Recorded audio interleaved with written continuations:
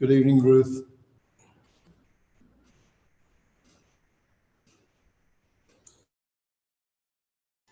Good evening, Michael.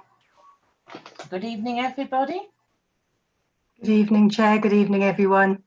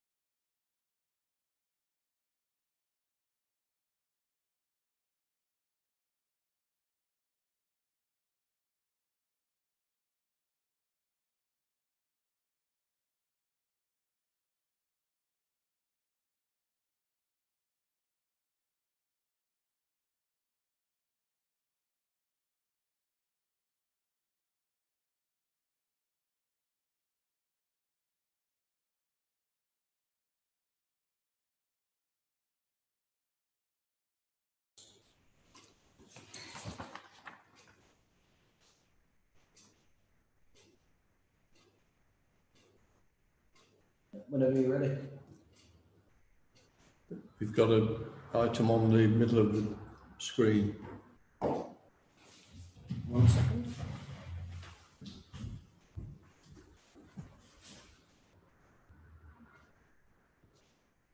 Okay. Good evening, everyone. Welcome to this meeting of the Planning Policy Committee. The meeting is of virtual nature. Please I ask everyone involved, both the members and the speakers, for patience with the proceedings, because we sometimes do have a little difficulty with communications. All speakers will be introduced by name, members, officers, and public speakers prior to them speaking. The protocol will be as follows. We'll receive the officers' report first, then the speakers in order present on the speakers list that I've got, then the member debate, then I will restate the recommendation to be voted on, seeker, seconder, and proposer for the recommendations, and the Callum will undertake a vote asking each member by name. I will then state the decision reached resulting from the vote. So first of all, Callum, can you take the register of those in attendance, please? Thank you, Chair. Good evening, all. If members and officers could give a verbal indication that they're present when called, starting with Councillor Brown.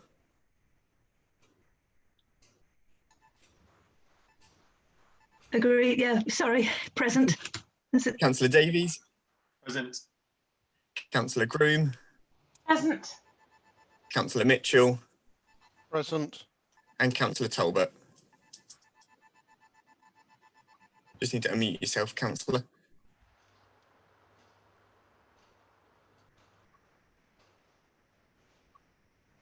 Present. Thank you. And then from the officers, David Pope, the committee manager. James Wilson, the interim head of development services. Present. Simon Richardson, the development manager. Present. And Emma Arkley, the senior development officer. Present. Thank you. That's all, Chair. Thank you very much indeed. Do we have any apologies, please? Thank you, Chair. We've had apologies from Councillor Adams, Councillor Currell and Councillor Jelly, with Councillor Mitchell and Councillor Talbot acting as substitutes today. Thank you very much. Just for the purposes of clarity, Chair, Councillor Jelly may be in attendance later, but we don't know yet. Okay, thank you. Are there any apologies? Sorry, we've got the apologies. Do we have any declarations of interest, please? Councillor Brown. Can I declare an interest on item number 6 as a member of Rothwell Town Council, please? Thank you very much. No one else? Sorry, Margaret? Yes, I declare an interest as a member of Rothwell Town Council as well. Thank you. Councillor Groom's hand was up, Chair. I can't see it. Councillor Groom? Yes, thank you, Chairman. I have to declare the same interest as last time as a member of Burton Latimer Town Council and as an employee of the County Council Library Service. Thank you. Thank you very much indeed. Thank you. We'll go straight through to item 3 on the agenda, the minutes of the meeting. I will just go through them by page. So if there's any items of accuracy there that you wish to note, please put your hand up so we can pick it up. Page 1, page 2.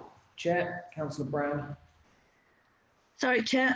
You've got Councillor John Cole as a member of Rothwell Town Council. I think he's actually Burton Latimer. Latimer, yeah, absolutely right. Callum, you got that? That's under the declarations of interest. Yeah, we'll pick that up. Thank you. So just going back then to planning policy, page 2, page 3, page 4, page 5, page 6, page 7. Is it your wish that I sign these as a correct record with that amendment, please? Can you please show? Just place it, put your hand up so we can see. Councillor Groom, can you?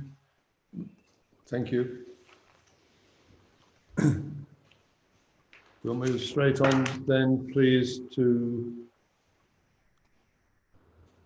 I've got a list of the members of the public present that wish to speak, and for the first item, which is the local development scheme, I've got Councillor Hakewell. We will take him after the officer has spoken. I think this is being introduced by Simon Richardson. His chair, thank you. Thank you. Good evening, members. The purpose of this report is to agree an update to the Council's local development scheme. A local development scheme is a project plan setting out the timetable for the preparation of documents that make up the Council's Northamptonshire contribution towards the Northamptonshire Development Plan. The Council's constitution requires that the Planning Policy Committee considers and recommends to full Council for approval the plans and alterations together which comprise the development plan.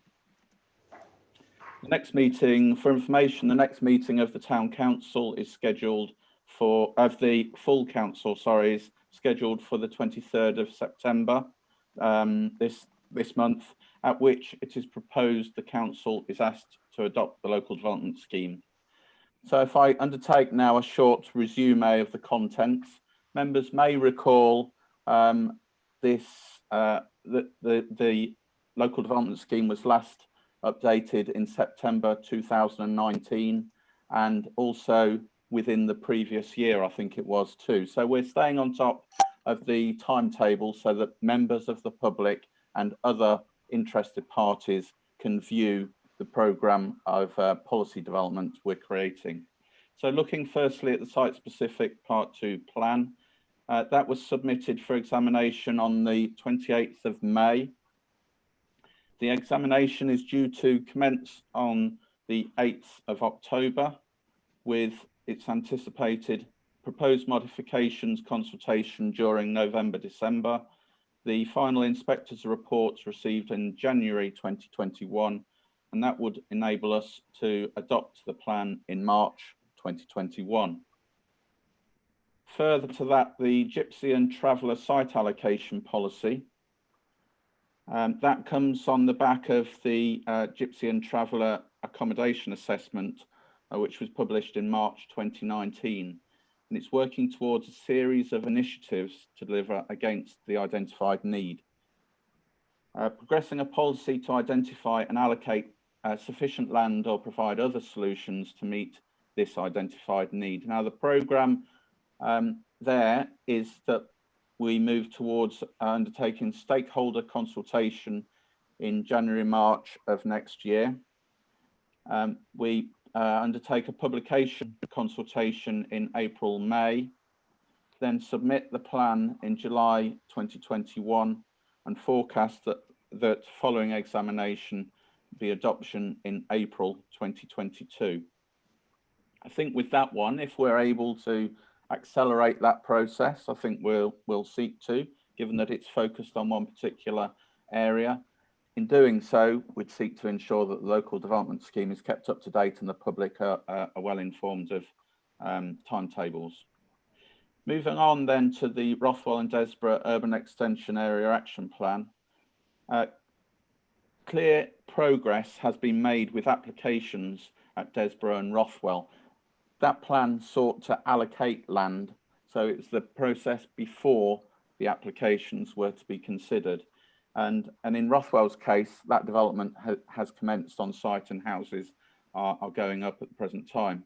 So it's proposed to revoke this area action plan, given the advanced position of both Rothwell and Desborough schemes and of the site-specific plan.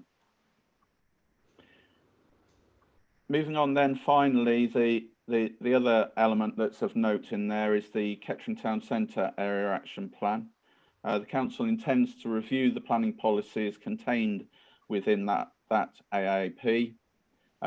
The timetable for that is for a draft plan in January, March of 2021, a publication consultation in September of 2021. Submission would then be in January 2022 and adoption in December 2022. So that's the up-to-date proposed review of the local development scheme. I'm happy to take any questions ahead of reviewing the recommendation. Thank you very much indeed. The speaker on this item is Councillor Jim Hakewell. Can you bring him in from the waiting room, please? Yep, I'm doing so, Chair. I'll explain to him where we're up to. Thank you. Councillor Hakewell, good evening. Yes. So we've just finished Simon's report against item 6, local development scheme. So you have 3 minutes whenever you're ready. Good evening, Jim. Good evening. Thank you. The traditional YouTube delay. The first thing I did put it forward to David, but I have to declare an interest as both an objector and a supporter of the SSP2. I never understand why or if we have to, but I declare an interest. I'm a member of Rothwell Town Council, of Northamptonshire County Council, and the unitary as well. Not sure how significant that is. One precursor, Chairman, is that I was on holiday last week, a good holiday it was. These papers coming out the week before a bank holiday when so many people are away, I just think we've got to get it better. And it strikes me that there's nothing in this report that couldn't have been issued 10 days ahead. Just because legislation says 5 days doesn't mean to say we just have to hit 5 days. Awful lot of data and information in this, which will affect every single soul for the next 10 or 15 years in our borough. So I do hope someone somewhere can take it on board and get these reports out in a reasonable time, not just for councillors, but for others to be able to look at them. Just then moving into the actual reports, 2.9, there we are talking on page 12 of the LDS and the revised Gypsy and Traveller Accommodation Assessment. I've got to say, Chairman, that we have completely failed to look after both the travelling and settled community. This is 12 years on, and we still don't have a Gypsy and Traveller policy which allocates, according to government requirement, places for the traveller community to go to. I really think that is terribly disappointing, and it puts every single community at risk from what the government would logically allow, random approaches and purchases by gypsies and travellers. The other thing that I found in the report was so many of the sites which are theoretically formal are occupied by non-travellers. And I think we really have to grasp this. It's a difficult nettle to grasp, but I do feel that you and the committee just haven't grasped it. What we're looking at in, if I could just go on from there, 3.9 neighbourhood plans. I think I've got that right in 3.9 neighbourhood plans. Wind up, please, Councillor Hickwell. Are you seriously saying that's 3 minutes? Yeah. Yes. Then neighbourhood plans, another appalling failure by the council, just one neighbourhood plan, Broughton's. I'd like to put on record how pleased I am with Broughton. The last point I'll make is, if the Gypsy and Traveller assessment is not due until 2022, Chairman, what is going to happen if the outstanding appeals indicate at Loddington and Broughton that the travellers should move? Their immediate retort will be that the Borough Council has failed to provide them somewhere to move to. What will the committee and the council do to provide places should that be the outcome of appeals? Thank you for your submission, Councillor Hickwell. I will ask either Councillor Richardson, sorry, Simon Richardson or James Wilson to respond. I'm just going to bring Jim back in just in case there's a response to it. Thank you. I can start off, Councillor Tevitt, Chairman. I think in relation to Gypsy and Traveller issues, the Planning Policy Committee is the committee responsible for allocating sites, but it's the Planning Committee which will be responsible for applications and appeals and so on and so forth. So there is a distinction and a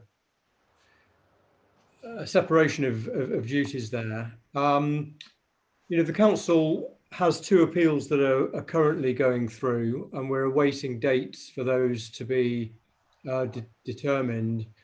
But we are arguing that we do have a 5-year supply of pitches for Gypsy and Traveller accommodation. And it's not right to say that we haven't got a policy, because the policy does actually exist in the joint core strategy. So Simon might be able to add more to this, but if we feel that we don't need to allocate sites, this will be a process of the Gypsy and Traveller allocation site.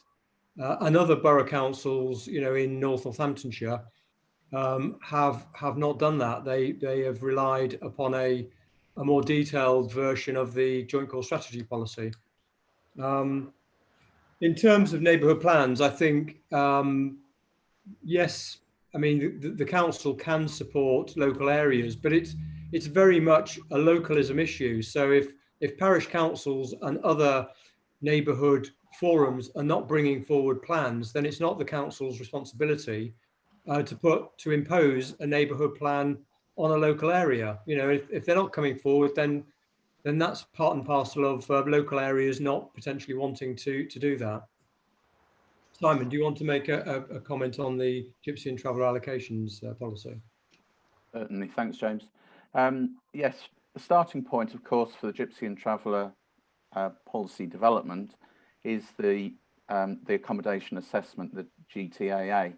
So that was an important piece of work that Kettering led on for North Northamptonshire. So it was detailed and came back with some figures. I think in some ways it's fair to say some surprising figures, but the allocation process now has started, and the start is on a clear evidence base. So that's that important element. I also recognise that that there's I thought that families can't go ahead and buy private pieces of land of their own volition.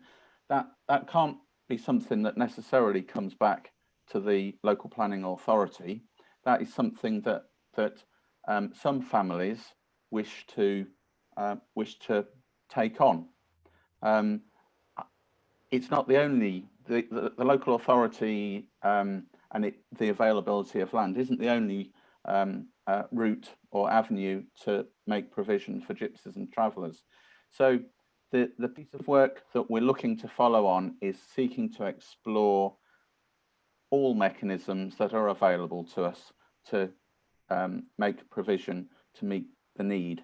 And the next report will go into a little bit more detail that provides where we've got to. So it's providing an update on the progress that's being made with that, and the appointment of consultants to help to speak with families and identify on a more fine-grained, in a more fine-grained means, how we can go about making that provision.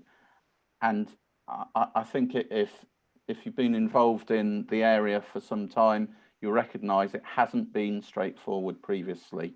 So we're tackling it in a multitude of ways to ensure that we go about meeting that need. Thank you for that. The recommendation that we have is that members agree the draft LDS as discussed in paragraph 2.6 to 2.14 and recommend to full council that the revised LDS be adopted. Can you please, someone propose and someone second that Chair, recommendation? Councillor Hakel back into the waiting room. Okay. Ahead of the next Thank item. you. Thank you. The proposer for the recommendation. Thank you, Margaret Talbot. Seconder? Councillor Brown. Councillor Brown. All those in favour, can you please? Councillor Groom might want to say something, Chair. Oh, sorry. Possibly Councillor Davies as well. Okay. Councillor Groom. Yeah, thank you, Chairman. I think Simon Richardson has kindly answered the point that I wanted to make, but I think my memory of it is that, after what Councillor Hakewell said, my memory is that there were specially trained people going around to talk to the to the travellers to see whether some of them wanted to become part of the settled community and whether the council could facilitate that. And obviously that would create another, that would be one sort of extra traveller place site that we didn't have to create. Sorry, Councillor Groom, we will be discussing gypsies and travellers in the next item, which is item 7. Okay. You can pick that point up there if you would. Okay, yeah. I'm looking for a seconder to the recommendation. Oh, I'll second that if you like. Okay. Councillor Brown had already. Oh, we've got that, haven't we? Yeah. Okay, okay. Thank you. Councillor Davies has his hand up, Chair. Councillor Davis. Thank you, Chair. Just a couple of observations, really. Firstly, it's good to see other groups coming together to do their own neighbourhood plans. Obviously, Broughton set a high standard with theirs, and it'd be good to see those coming forward. Obviously, the onus is on parish councils to move forward with those. It's not on necessarily KBC to babysit, but I'm sure you know, doors are open if people need support, and that'd be good to see those coming forward. And just really a comment on the area action plan, sort of review potentially in the future. We had a really good task and finish group last year, which came up with quite a number of recommendations, ideas, possible policy suggestions. So rather than trying to maybe do the whole process again, maybe it's sort of an opportunity to incorporate some of that within a review for specifically for planning policy. Thanks, Chair. Thank you very much indeed. Can all members show, please, that they are in favour of the recommendation? Chair, I think we need to go through the verbal voting just in case. Okay. Callum? Thank you, Chair. With your permission, I'll just take the vote, Chair. So if after I've called your name, if you could indicate if you are for or against the officer's recommendation, or if you wish to abstain from the vote. Starting with Councillor Brown. For. Thank you. Councillor Davies. Thank you. Councillor Groom. For. Thank you. Councillor Mitchell. For. Thank you. And Councillor Talbot. You just confirm that for me, Councillor. You just unmute yourself.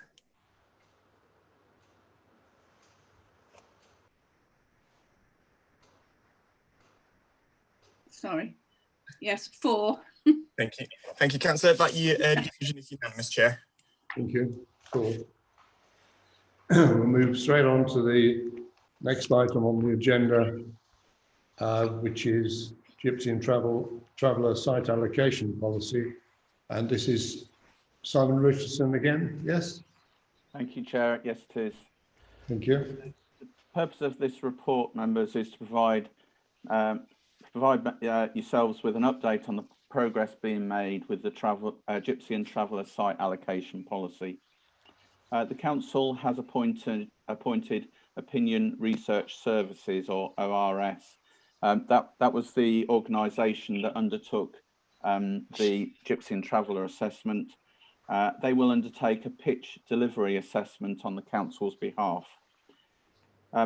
Part of that process will involve completing additional interviews with residents, with members of the community, and to undertake an assessment of sites and looking at their suitability, availability and achievability of providing additional capacity. The GTAA also identified 2 sites occupied by non-traveller families, so additional interviews will be undertaken with those families at those sites. ORS will identify potential delivery models where need cannot be met on existing sites. This will include potential locations for the need to be met across the wider Northamptonshire area as we move towards a unitary authority. ORS will ensure it engages with those parish councils closely related to Gypsy and Traveller sites. That was a request that was made through Rural Forum. The timescales for this piece of work, the site deliverability assessment, is identified as the end of September, so not all that far off at all. And be consulting with stakeholders and the public in January 2021. So within that period, between end of September and January, we'll be looking at the various options that are open to us to go about accumulating sufficient supply to meet the need. And there are a range of options available for going about achieving that. You may recall they were discussed at a previous meeting, but it involves small extensions of existing sites, rationalising some existing sites because some of the sites are on particularly large plots. As indicated earlier, it will look at identifying alternative sites that may already have planning permission and bringing those forward. It'll look at sites that aren't occupied by Gypsy and the Gypsy and Traveller community, and that really starts to free up some numbers, but we won't know those numbers until that work starts to evolve and progress. On the previous item, I know there was some discussion on a point being made actually on the timescales. Clearly, this is the policy arm of that piece of work. That doesn't mean to say that certain sites can't feed their way through the process and be accelerated, but we'll explore that as an option to go about meeting early elements of the supply as we progress through this piece of work. And we'll continue to keep you informed of the progress that's being made on this piece of work. Happy to. Thank you. Can we have the speaker on this item, please? Councillor Jim Hakewell.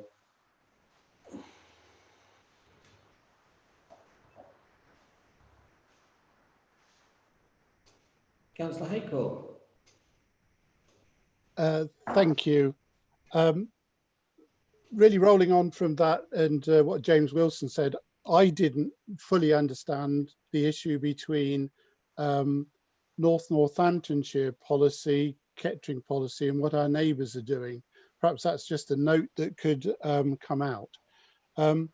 Question number 1, were ORS the people who produced the report that was presented to the council in March 2019? Was a tendering process carried out prior to ORS being selected to do that work, this continuing work? What will actually happen then if there are two sites where non-travellers are living on land allocated for travellers? What actually happens there? Do they have to be evicted or whatever? Because logically they're there without planning permission as part of that group. 2.4, when will parish councils be contacted within this process?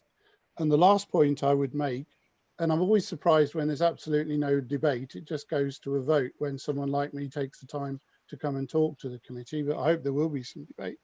But I would expect not just the parish councils close to traveller sites, but all parish councils, and in fact town councils as well. It's a major, major issue for the borough, and I would hope that it will not just be those closest. So what happens when they go? Was there a tendering process? And when will parish councils expect to be contacted to input to this emerging policy? Thank you, Chairman. Thank you very much indeed. Members, do you have any questions at this stage on the documentation or anything that Councillor Hakerold has said? Through you, Chair. Have the officers got any response to? I was just going to come to that. So Chair, I can pick up some of these issues. ORS were the authors of the 2019 GTAA report, as Simon has already commented. A tendering process wasn't undertaken to do the additional work. We received a waiver in relation to them continuing to do additional work. And this is because they're the only company that has the original survey work. So they basically have done that work on the council and North Northamptonshire's behalf. And they are in possession of all the detailed information from the first round of interviews. And therefore, you know, any other organisation would not be best placed to undertake that work. They're very kind of skilled and expertise in what they do, and there's only one or two other suppliers that could potentially probably do this work.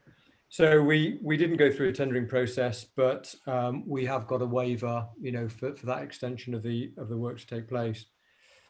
I think the point about the other policy of neighbours is that it depends how they wish to address the particular issues, and Simon might have more comment on this, but it's not necessarily, I mean, it will be something that will be investigated and scrutinised through the local plan part 2 inquiry, and we will have to put evidence forward that we are progressing, you know, our policy work on Gypsy and Travellers as part of the overall development plan. But it's not necessarily a requirement that you provide an allocations policy. If you want to go down the route of a criteria-based policy, as has been done with the joint course strategy, then that would be acceptable.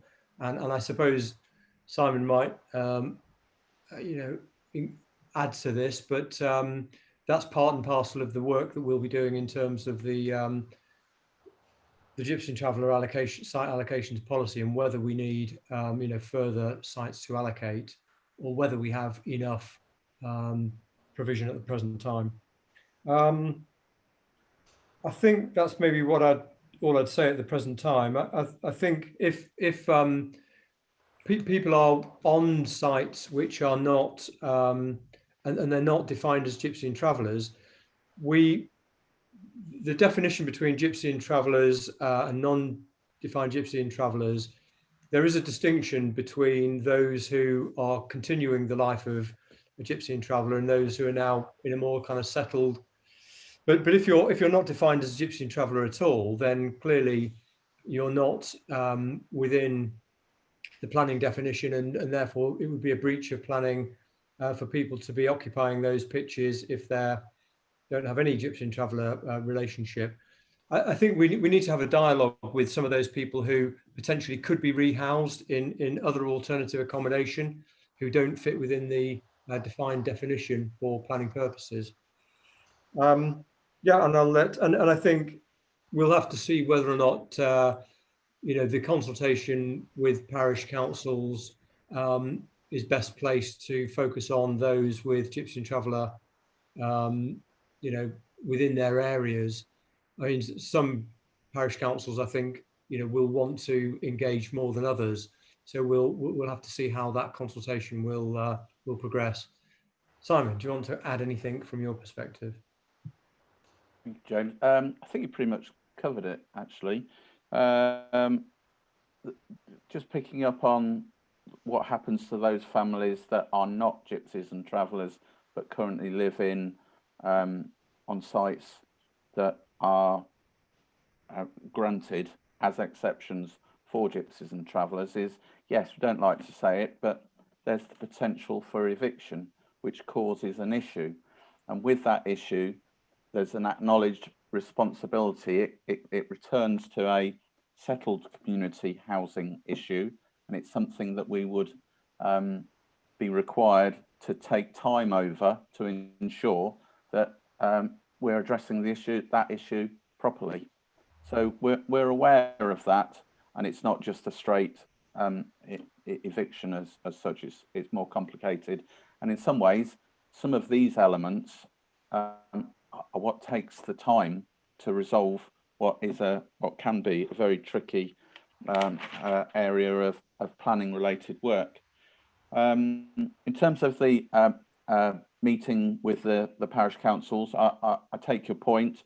The request did come from two parishes in particular. I'll speak with the consultant to see if it is best made as a broader approach, but I know that those parishes were eager to be involved, have a say, and feel a part of that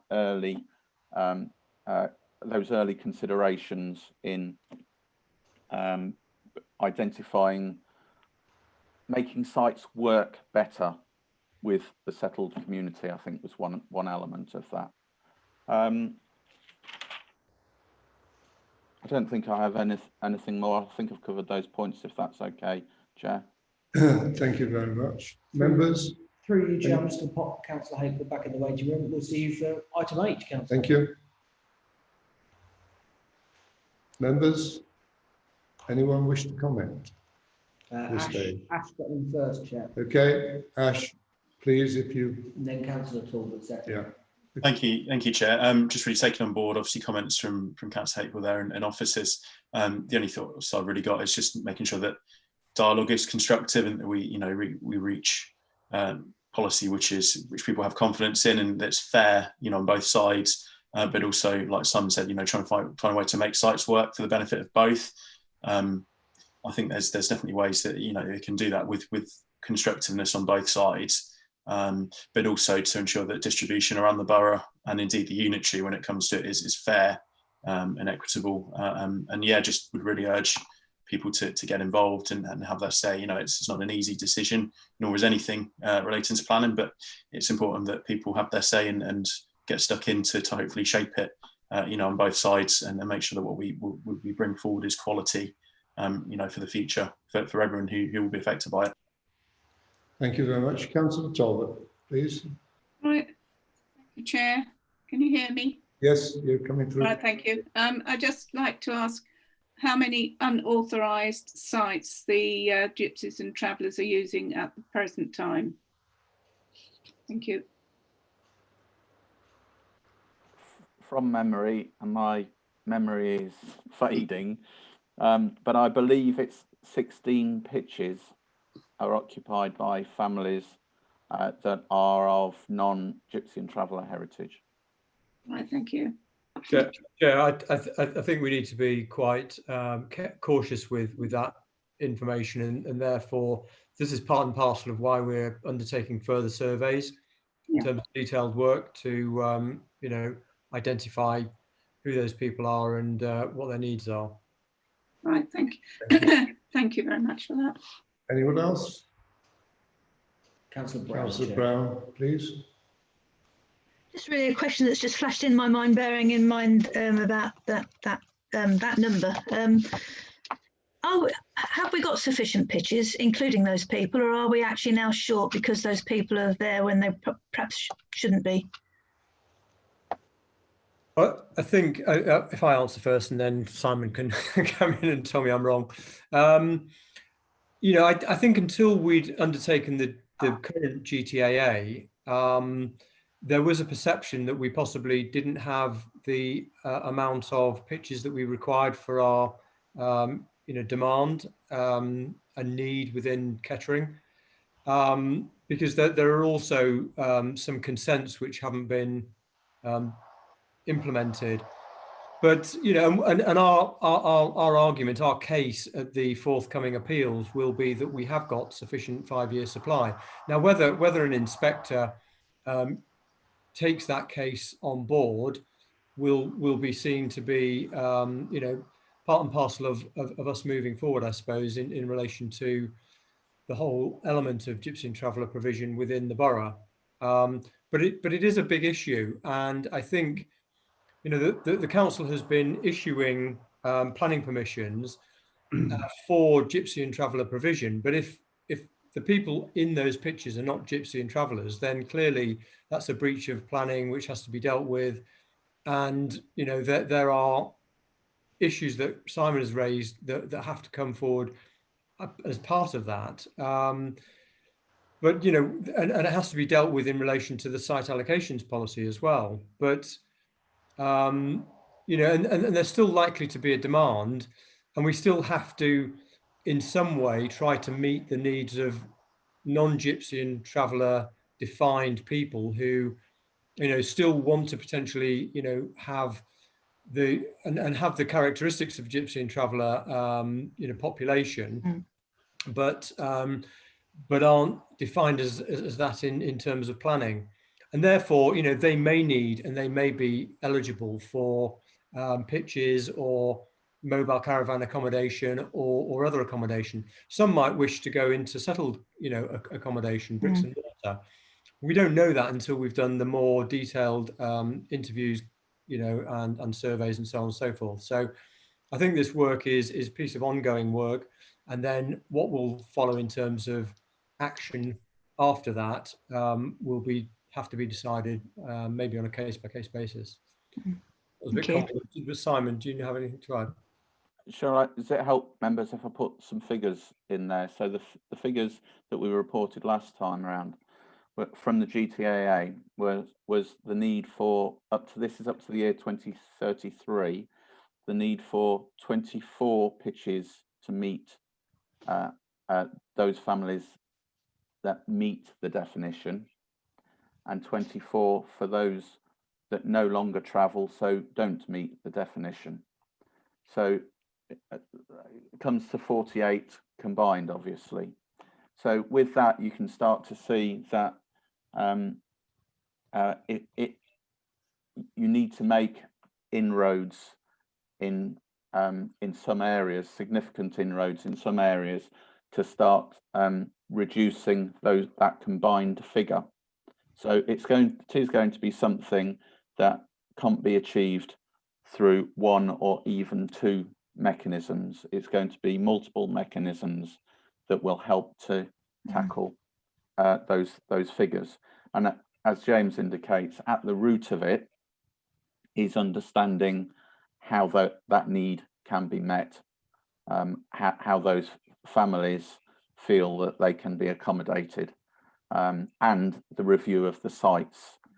If you're on a large pitch, for example, it's just an example, but if you're on a large pitch and you're in favour of keeping your family close to you, is there the potential for a further pitch within that large pitch goes to help to meet some of that need? So there may be small elements and there can be larger elements of starting to whittle away at those that need figure. Thank you. Thank you. Any other members wish to come back? No? We have a recommendation that not a decision as such on this one. It's just that we note the contents of the report with regard to progress being made in preparing a Gypsy and traveller allocation policy. So can I have a proposer, please? Yeah, Councillor Davis, Chair. Councillor Davis has proposed. A seconder? Councillor Mitchell, Chair. Thank you. Could Callum please go round the members to get a formal vote? Thank you, Chair. So if after I've called your name, if you can indicate if you're for or against the officer's recommendation, or if you wish to abstain from the vote, starting with Councillor Brown. For. Thank you. Councillor Davies. For. Thank you. Councillor Groom. For. Thank you. Councillor Mitchell. For. Thank you. And Councillor Talbot. For. Thank you. That decision is unanimous, Chair. Thank you very much indeed. So the vote was unanimous. We'll move on, please, now to item number 8, planning the future of open space, playing pitch provision and sports facilities for Kettering Borough. And I think it's in Emma's hands. Thank you very much indeed. Emma, you just need to unmute. Can you Yes, I've unmuted. Thank you, Chair. I'm sorry. Yes, it is in my hands. The purpose of this report is to inform members and to ask them to note that we've published a portfolio of 6 documents that form part of the evidence base for our plan making. Now, they provide us with a strategic and action planned approach to enhance for the enhancement of the existing and creation of new open space, pitch and sporting provisions. The documents that I'm referring to specifically are the open space audit and needs assessment alongside the open space standards paper, the playing pitch audit and needs assessment alongside the playing pitch strategy, the sports facilities audit and needs assessment and the sports facilities strategy. There are hyperlinks to all 6 documents in your committee report. They're all published on our website, so you have full unfettered access to them. The studies are really important because they reach beyond planning policy. They will also support service development by other service areas, with particular reference to community services who deal with our built sporting provision, and also to environmental care who look after our open spaces and our pitch provision. I would like to say, I tend to talk about these documents as 3 separate studies, one as an open space, one as a playing pitch, one as a sports provision. When I make reference to a study, I'm referring to the 2 documents as one. So, for example, the playing pitch audit and needs assessment and the playing pitch strategy are the playing pitch study, as the 2 documents should be read in tandem. So I kind of wanted to clear that up because I didn't want you to get confused as I go through the report. Thank you. Thank you. Just as an introduction, it goes without saying, we all recognise the importance of open space and sports provision to our physical and our mental well-being. So these 6 documents are going to help the council manage and maintain and enhance and plan for the right open spaces and pitches and sports provision in the right places up to 2031. We've produced them independently by the consultants Knight, Kavanagh and Page Limited. I also want to bring to your attention the interrelationship between these documents, because some of the sports covered by the playing pitch assessment will also use indoor facilities. So, for example, 5-a-side teams might be playing pitches outside, but they train within a sports hall. Similarly, there may be forms of open space like recreation ground that have playing pitches on it. So it's just kind of important to understand that they are a portfolio of documents and that they do need to be read together. What I'm going to do for you now is I'm just going to run through the report in the order of its layout because it's quite logical to do it that way.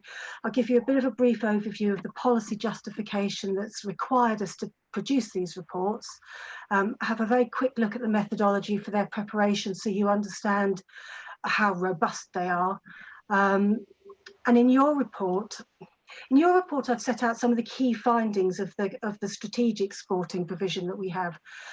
I hope you'll forgive me. I'm not going to go into key findings tonight because we'll be here for the rest of the evening if I start on that trail.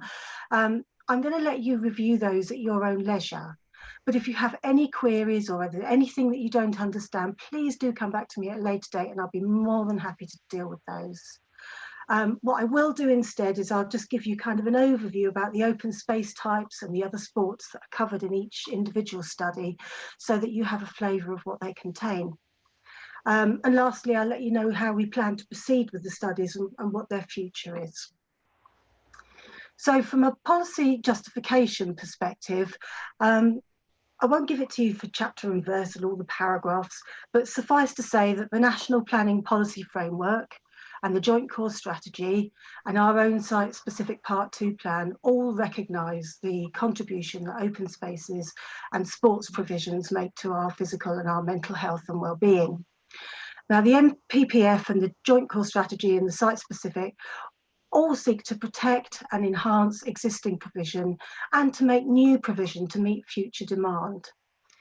There are exception criteria in both the NPPF and the Joint Core Strategy where development may be accepted, but in the main the approach is protect and enhance. It's the NPPF that requires us as an organisation to identify our specific needs in terms of open space and sport and recreation. We need to know just how much we have, how good it is, and whether we have the right provision in the right place so that we can plan accordingly.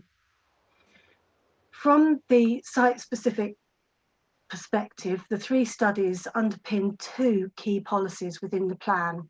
The first is on sport, recreation and physical activity. Its aim is to help ensure that we provide an inclusive, high quality, easily accessible, multifunctional and well-maintained network of sport and physical activity facilities. Basically, we want to make sure that taking part in physical activity is safe and easy and that everybody can embrace an active lifestyle. All major development as part of the policy will be required to make a contribution to the enhancement of existing and or the provision of new sport and physical activity facilities so that we can meet the needs of the population arising from that development. Our second policy is for open space. And this one seeks to ensure that the stability of the open space network is not compromised by new development. And the focus again, protection, enhancement and the development of that open space network. And again, all major development as part of that policy is required to contribute to the supply of new open space and or the enhancement of existing open space so that we meet the needs of the development coming forward. To deliver the policies, we've committed through the local plan to produce 2 supplementary planning documents. One of those is for sports and physical activity and the other will focus on open spaces. They're very important. They're going to be based on the findings of the open space, the playing pitch and the sports facilities study. They're going to provide the guidance to inform development management practices and they will provide information on how to determine the appropriate developer contributions. So that's kind of an overview of the studies and the policy and how they fit together. In terms of the methodology, I'll give you just a kind of a brief outline. Each study followed a very strict methodology to ensure that the requirements of the NPPF were met. So the guidance that we followed to produce the studies were Assessing Needs and Opportunities, which is a companion guide to the old planning policy guidance 17. It's an unusual approach perhaps because that companion guide is not, they considered it to be replaced by the planning practice guidance. But to be quite frank, the planning practice guidance is silent on how we are supposed to meet the requirements of assessing and auditing our open spaces. So it's common practice to continue to use the companion guide, which is a very robust methodology and produces excellent results. For the playing pitch, we've used playing pitch strategy guidance and approach to developing and delivering a playing pitch strategy, which is Sport England publication, and assessing needs and opportunities guidance for indoor and outdoor sports facilities for the sports facility, which again is a Sport England publication. The documents, these three documents structured our approach for the 3 audit and needs assessments, the 2 strategies and the open space standards paper. And the approach has meant that the studies provide an overview of the current provision across the borough. They take account of the quality, the quantity, the accessibility and the availability of provision. They also consider the demand for facilities based upon population distribution, planned growth. They take into account and consideration health and economic deprivation across the borough. They establish what surpluses and deficiencies of provision exist, and they identify opportunities for new provision. So each study has been prepared in accordance with its relevant guidance, and there are commonalities within the approach of each of these methodologies, and a variety of research techniques have been employed to ensure that they provide that robust and informed evidence base that we need to meet the NPPF requirements. So they've looked at using desktop research to provide a thorough policy and guidance review. GIS, Geographical Information System, was used to identify and map sites and to pinpoint where certain sporting provision was or is. Modelling was undertaken to assess the extent to which our existing supply of swimming pools and sports halls meet current and future levels of demand, and site visits were made to assess the quality and the accessibility of all our provision. Consultation for the studies was fantastic. It was extensive. It looked at face-to-face and telephone interviews and electronic and online surveys. We held consultation with internal officers to the authority, external stakeholders, national governing bodies, and key sports providers. And then we used online and electronic surveys to allow people who live and work and visit the borough to provide their own user views on open space, pitch and sports provision. I've included links to the guidance documents within your committee report should you actually want to go into that methodology in more detail. So turning to the reports themselves, the open space study examines a variety of different open space types. So it looks at parks and gardens, natural, semi-natural provision, amenity green space, provision for children and young people, looks at churches and cemeteries, allotments and civic spaces. The findings have been used to develop the open space standards paper, and that sets out our quality, quantity and accessibility standards. That's to say, quality, what we expect our open spaces to look like. Quantity, have we got the right amount of each type of open space in the right place? And accessibility, how far do we expect to travel, usually on foot, to get to a particular type of open space?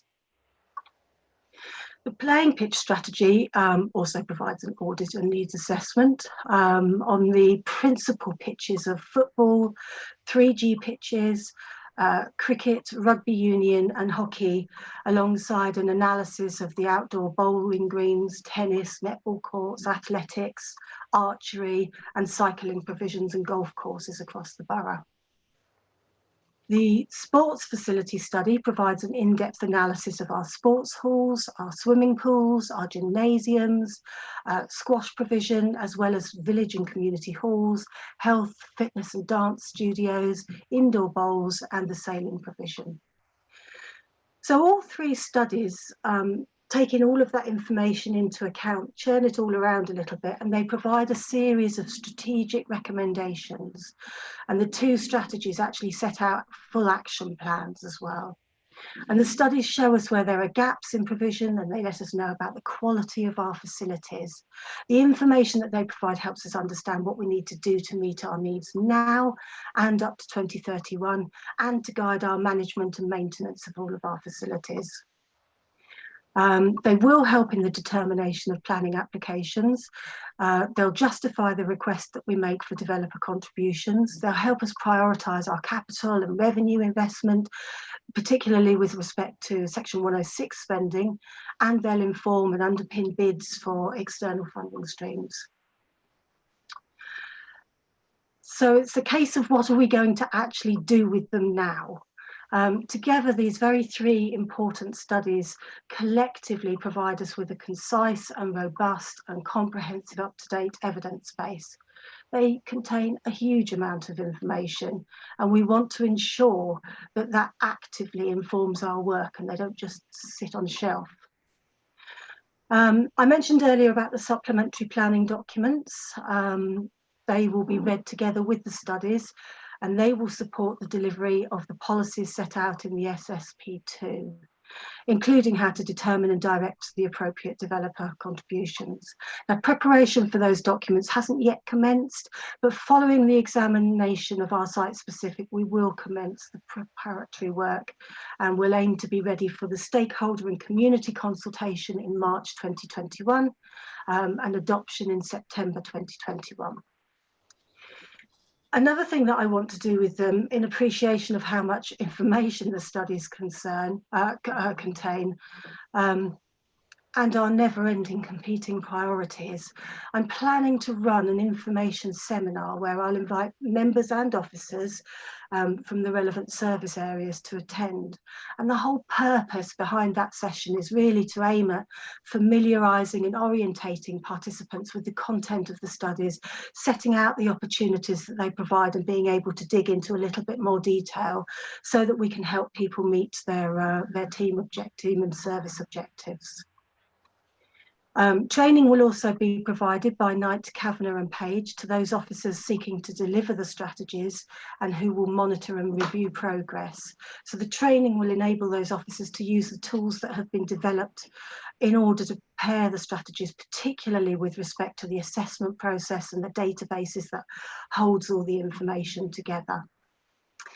And that's really a very fast summary of 6 very important documents that sit together as 3 key pieces of evidence for our local plan development and our decision-making processes. I'm willing to take any questions. Thank you very much, Emma. That was a very quick run through a very complex subject. We'll ask the speaker that has requested to speak and come back. It's Councilman Jim Hakewell. If we can bring him back from the waiting room. On his way in, Chair. Councillor Hakewell, you're back with us. Hello. How enthusiastic Emma is. I think that's brilliant, and I welcome the report. There'll always be some comments. The first one is, I don't personally remember, but were the 36 councillors on the authority interviewed, or some, or whatever, in terms of contributing to this report? Because clearly we are the market researchers for the residents of the borough, and it's our phones that ring when people are interested in sport and in improving. I think, Chairman, it's still sad that we don't have task and finish groups. 10 years ago, we would have had a task and finish group of councillors to help inform with these particular consultants. I think that scrutiny is not welcome is sad, and I hope that the unitary will get back into that. I looked at the reports, and I'm tempted to ask how many councillors on the committee have read them. One of them 106 pages, the other one 152. But with some recognition from Emma, I do welcome the fact that we will have some training. And training for officers, we always used to take the attitude, members and officers can train together and to understand. Because as I see it, planning applications coming forward at any moment, even with the emerging SSP2, are likely to have officers and councillors saying, well, we want sports provision or open space provision tomorrow, when some of these applications may or may not come in. I think you've answered in 2.3 my question on the SSP2 as to how these plans unadopted by the council, and we're not adopting them tonight, will actually inform SSP2, because it's actually with the inspector now. And comments have finished. But I think what you're saying is that they will emerge to come into that process. But I do think, Chairman, you're just noting it, but I think we really, really do need to understand the implications. The other question I might ask Emma and colleagues, professional colleagues, we're in the unique situation in Kettering of Charles Wicksteed having bestowed Wicksteed Park as a place, I think 130 acres for public benefit. And often as I've travelled around the country at other councils, they're very envious of the fact that there is such a significant park which doesn't require the Borough Council to really look after it. So my question is, has Wicksteed Park been included within this open space, not being publicly owned? And has there been an update or recognition that Wicksteed Park needs to be saved for the borough? The last point, FC Aztec in Rothwell. If I went to them and said, read these 2 reports and watch this committee meeting, who would they actually bring up and say, FC Aztec in Rothwell, vibrant club, lots of young people wanting to play football, they want to improve their facilities. Who would they actually dial up or ring or email to try and progress their desire through all of this without having to try and battle their way through several hundred pages of report? Thank you, Chairman. We'll go back to the officers to make their comments on your comments. In terms of the councillors weren't specifically targeted in terms of a consultation group. Parish councils were contacted and asked to offer their views as well as confirm the provision that they had in their local area. There's not much more I can say on that really, Councillor Hakewell. The way that the consultation was structured, it was more to provide an opportunity through the online form for everybody to participate, so that all residents and visitors to the borough had the opportunity to offer their views on open space, sport and recreation provision. In terms of Wicksteed Park, yes, it's included as part of the provision in the open spaces. The way that the open spaces audit works is irrespective of whether it's private land. It looks at the criteria is focused on, is it accessible? If it's publicly accessible land, then it is included in the provision. From recollection, Wicksteed will obviously be high up there as one of our premier parks. In terms of whether the current situation is reflected, it's not appropriate for these studies to cover that. These studies are specifically focused on audit and assessment and needs for the future, as opposed to looking at one particular facility and its current circumstances. You might have to remind me a little bit about the FC Aztec. I'll answer as best as I can. If FT Aztec looked at these reports and they saw that there was an opportunity for a facility to come forward, they would need to be talking to people like their national governing body, as well as talking to our community services and or our environmental services. I think probably community services, because they tend to deal more with the built facilities and sports provision in general. I would be recommending that they are the right people to go to. Thank you very much indeed for that feedback. I should just put you back in the waiting, Councillor, and see you for the next one. Thank you. Thank you. Councillor Mitchell and Councillor Green, Chair. Excellent. Councillor Mitchell, unmute.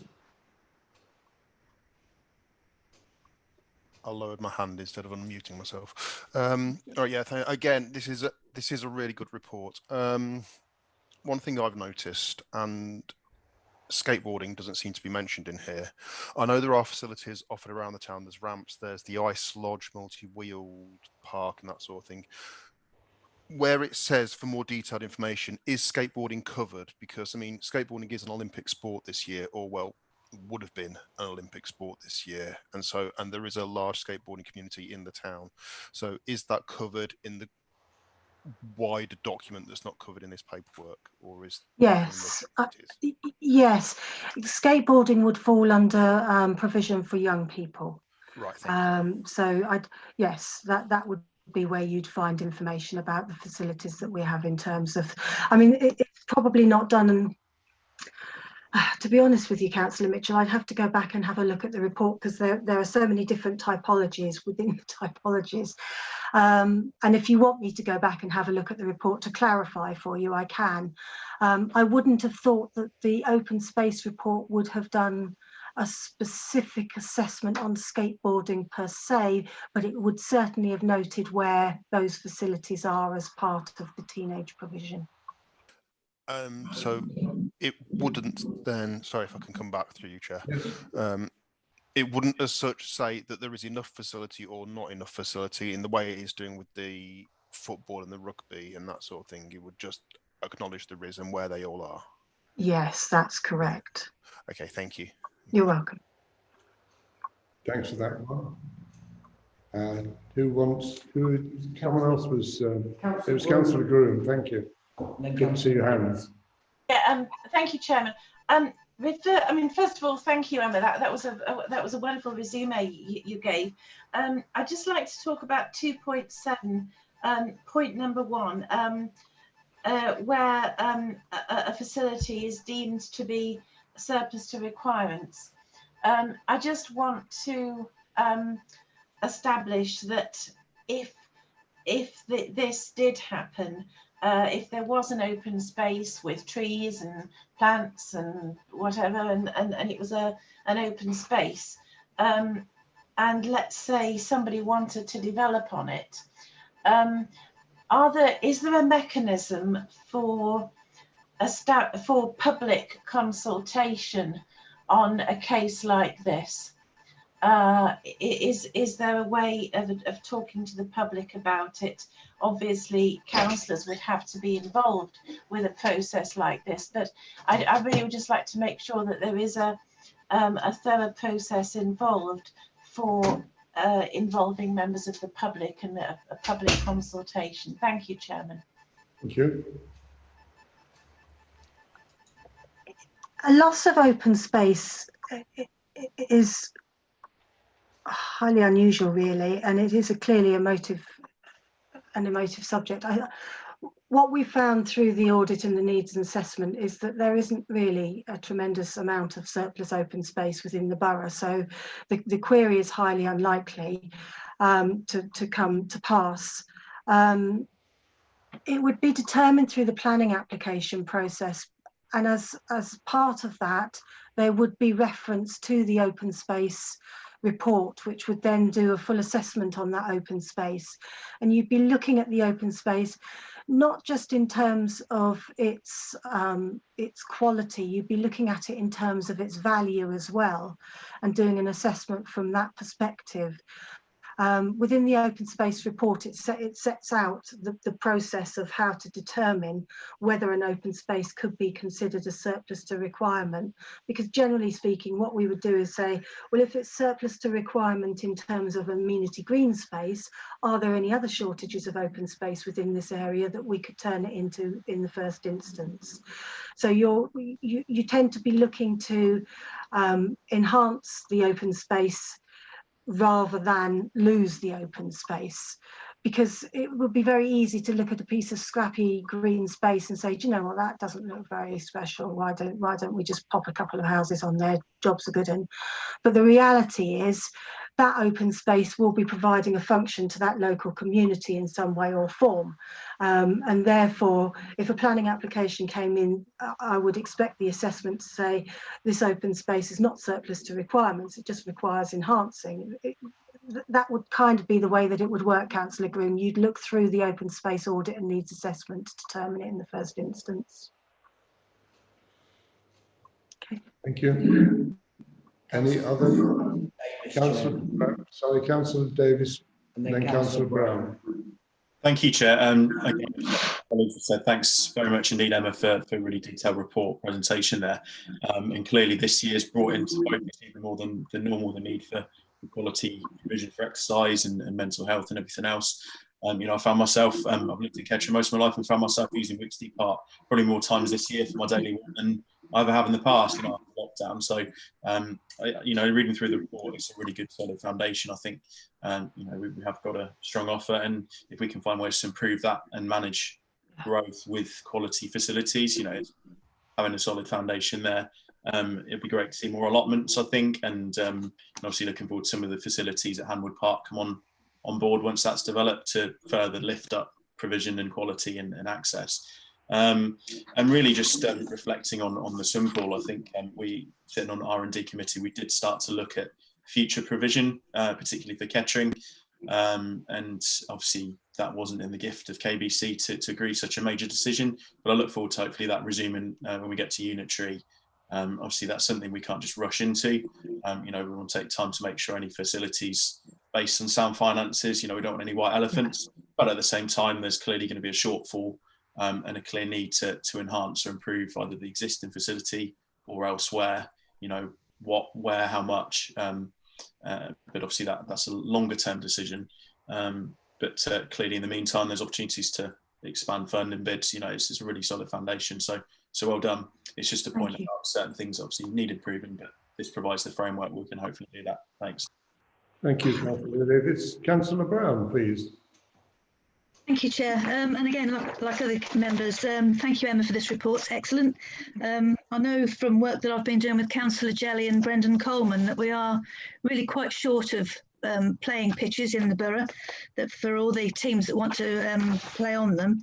I'll just really, it's a point of clarification as much as anything, actually, and perhaps I should declare some form of interest here as a member of Kettering Rugby Club. I'm sure most councillors this evening know that I'm an avid rugby nut. Under the item of rugby union on page 42, where it says about working with the FA to make provision of a new 3G rugby compliant pitch, does that mean multi-use with a 3G football pitch and a rugby pitch, or should that be the RFU? Because obviously the Football Association and the Rugby Football Union are two different sort of governing bodies, if you will. 3G pitches in rugby are not a very pleasant mix, to be perfectly honest.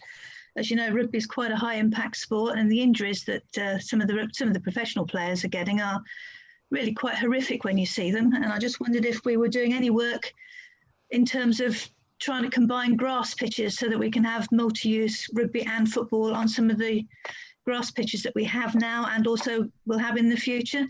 I think there's about a third of the Premiership rugby teams at the moment that actually share the facilities with football clubs. And I just wondered if we were going to follow suit, albeit at a local level. So, but thank you, Emma. Thank you. Thank you. You're welcome. Yes, in terms of the 3G pitch, it is about the RFU and the FA talking together to look at how they can reach a specification that could be a shared pitch.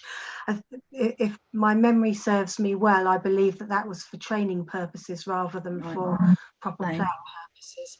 In terms of the grass pitch combination, I don't recall that being a recommendation within the report. I think that is something, though, that perhaps we could discuss with our colleagues in community services when they start to take the reports forward and they start to look at the action plan and how they're seeking to deliver those.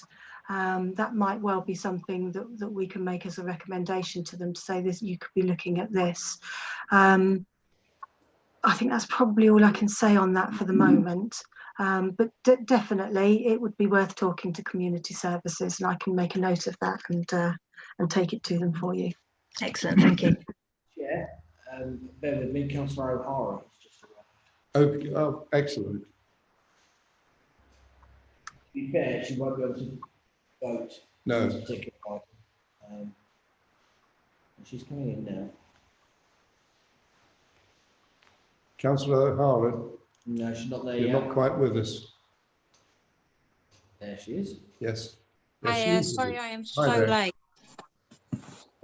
We've just finished discussing the document on open space and playing pitches. you won't have heard the report, but do you have any thoughts that you want to pass on from your reading of the documentation? Just a concern, really, because obviously it's imperative we keep as many open spaces as possible. Just really, I think we've learnt many lessons from COVID in terms of how imperative they are.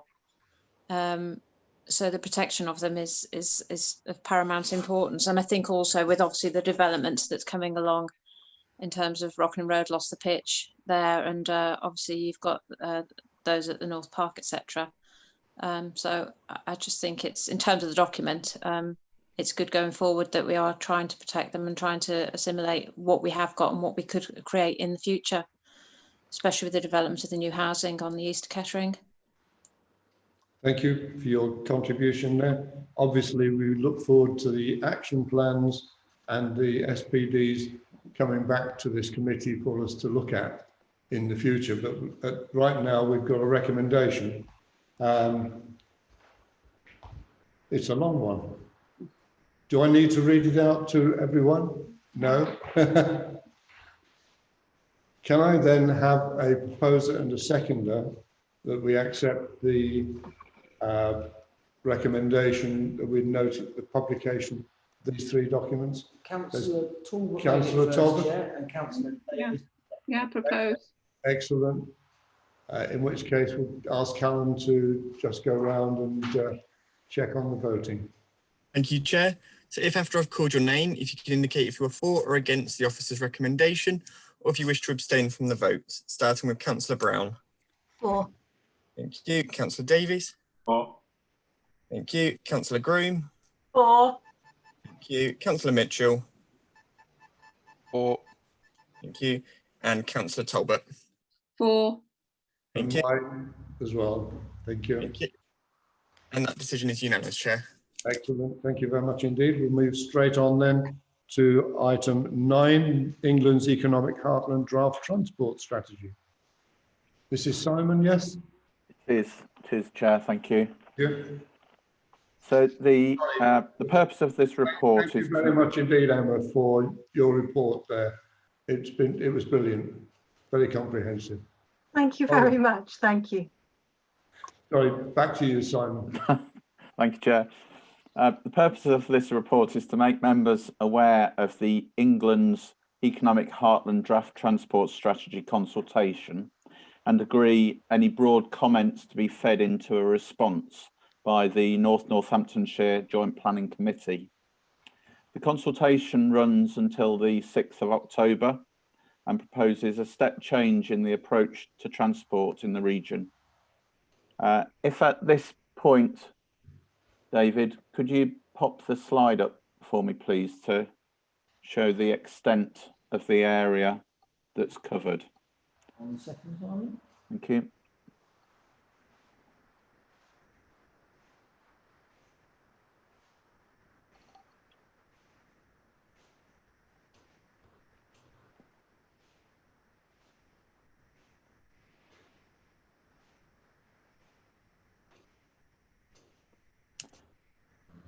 Can you all see that?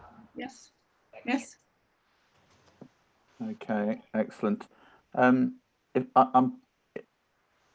If anybody can't see the names of the places, please say, and we'll try and get David to point to them. But it's really quite extensive in that it includes Northamptonshire, Peterborough and Cambridgeshire to the north and east of that area, and Oxfordshire, Buckinghamshire and Hertfordshire to the south. It also includes all the towns and cities between, including Milton Keynes and Bedford. So it's really quite a very extensive tract of land.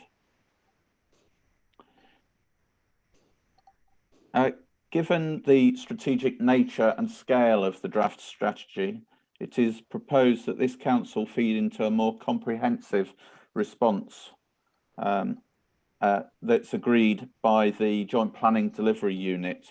It's tackling those issues that that group will generally undertake. But it's equally important that this authority has its input from the members' point of view as members of this committee, but also joint members and others. It is proposed that the Council's response is delegated to those members who sit on the Joint Planning Committee and that make up the Shadow Authority. The ambition is for the strategy to be bold and use the heartland's strength in science and technology innovation. The strategy is shaped by 4 overarching principles, that being net zero carbon emissions from transport no later than 2050, improving quality of life and well-being through inclusive transport, which emphasises sustainable and active travel, connecting people and businesses to markets and opportunities, and efficient movement of people and goods through the region and to and from international gateways. David, I'm hoping there's another slide there. Could we? Excellent. This is to give you a little bit of a flavour of the contents that we've managed to obtain to date.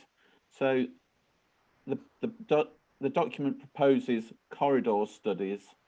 The one affecting Kettering links Peterborough, Northampton and Oxford, and enhanced rail connectivity is another feature.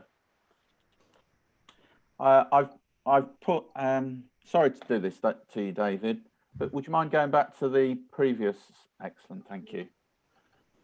Now, you won't be able to read the writing, I understand that, but I'm hoping that you'll pick up some of the graphic symbols. What I've done is I've pulled out those references that are being made that will relate to or affect our local area. And I thought those were good starting points for us to make any contributions we wish to at this stage. So if I detail some of those, the first one relates to electrification of the rail infrastructure, and that's looking at the extension of Midland Main Line electrification. As you know, that ongoing work is taking electrification to Kettering and Corby, in fact, just beyond. So the proposal is to take it beyond that and extend it to Sheffield. There's then also the electrification of road infrastructure region-wide. There's enhanced capacity for rail freight, and that includes Midland Main Line again. Improved connectivity east and west in the northern area. That's connecting Northampton and Corby to Peterborough and Cambridge. So obviously that mops us up along the way. Then there's improved connectivity north-south on the western side, and that's enhanced rail connectivity between London, Luton, Bedford and the East Midlands. Now, the final one is improved connectivity north and south on the eastern side, enhanced connectivity to the Midland Main Line to include, as a minimum, restoration of services previously removed. So in effect, that's exploring the reopening of rail lines to strengthen that as a transport opportunity. So they're the aspects that are looking that we're looking towards in terms of the strategic nature of this this document. I'm prepared to take any questions or help in us making contributions, but the proposal is that we feed any of those comments into a combined submission that's agreed by the Joint Planning Committee. Thank you for that. We've got 2 speakers, Councillor Hakewell and John Padwick. So can we invite Councillor Hakewell back to give his presentation, please? Councillor Hakewell.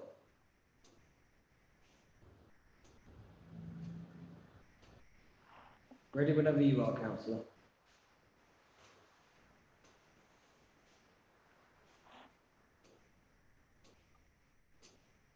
Councillor Hakewell. We're all ears. No, it was all right. I was convinced that I'd asked to speak on this item, and then I didn't speak at the beginning. Anyway, You have asked. right. So, oh yeah, indeed I did. I was just trying to check that I had not made an error. Just understanding this, in the report 2.2, it goes on to say Joint Planning Committee has arranged a briefing and shadow authority members.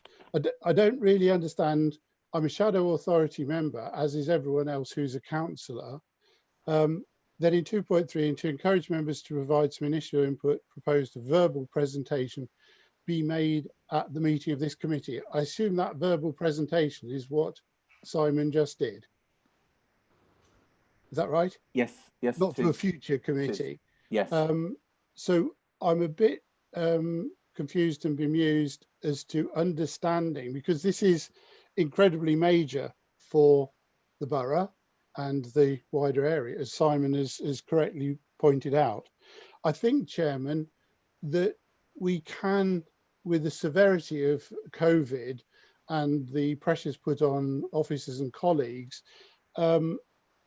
it might be worthwhile, given that this consultation started in the 14th of July, nearly 6 weeks ago, that from your position as chair, you might circulate these sort of consultations that are going to be important to us just by email, even if nothing else, because we're now near to the 6th of October, or not too far away, going through September.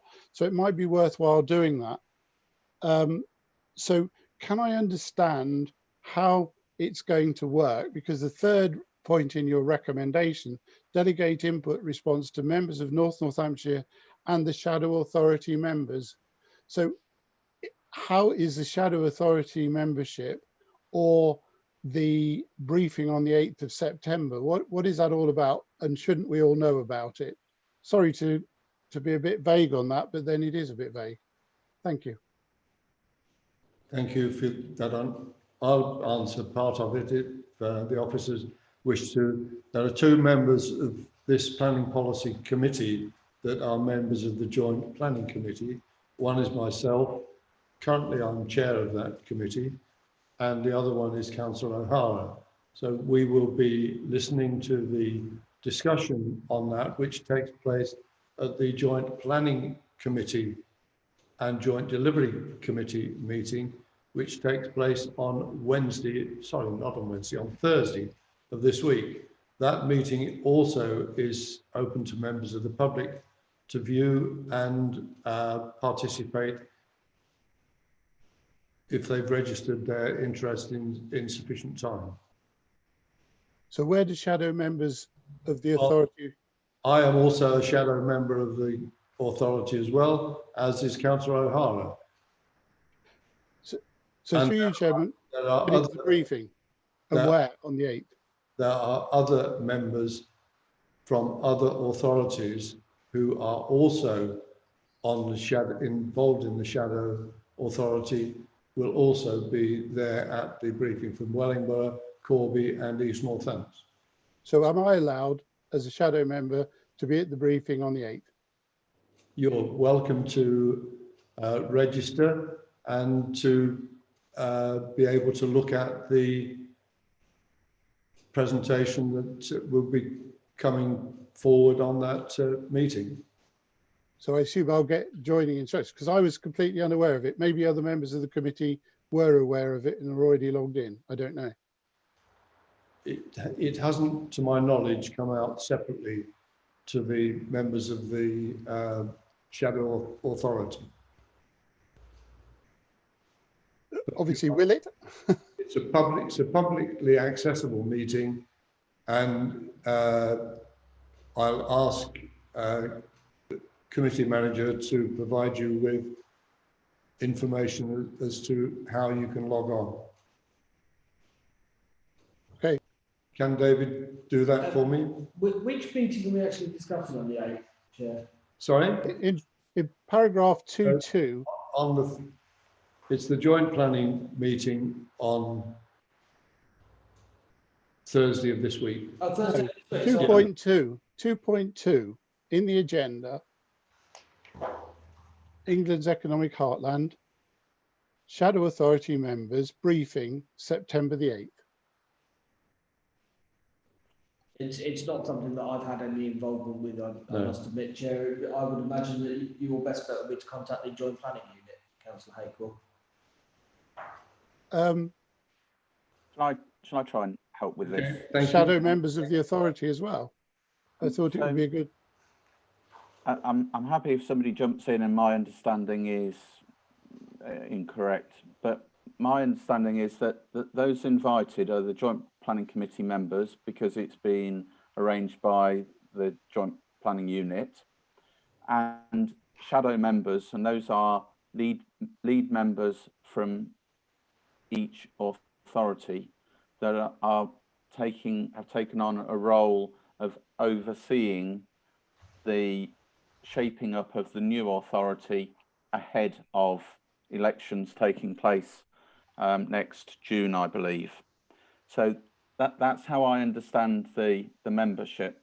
The other element is that the Joint Planning Unit, I believe, have arranged for a late submission to this consultation, so that they can gather a better understanding of the complexities of this draft transport strategy.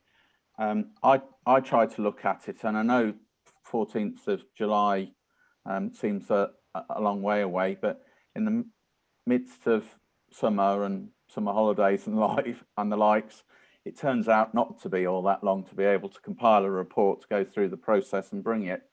So it seemed to make more sense to accept the opportunity of an extended period for consideration, to then feed in on those strategic issues through the Joint Planning Committee, who deal for us on with strategic matters of this sort of scale.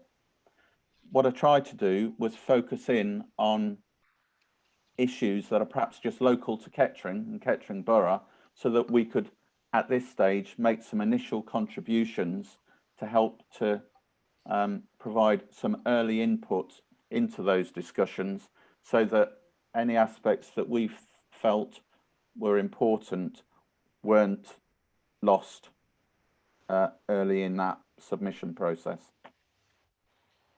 Sorry, Chairman, can I go to the meeting on the 8th of September as a member of the Shadow Authority?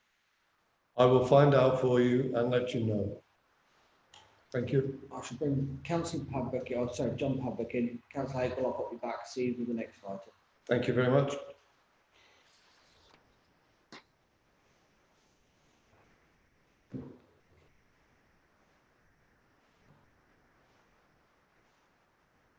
Mr. Padwick, can you hear us? Good evening, John.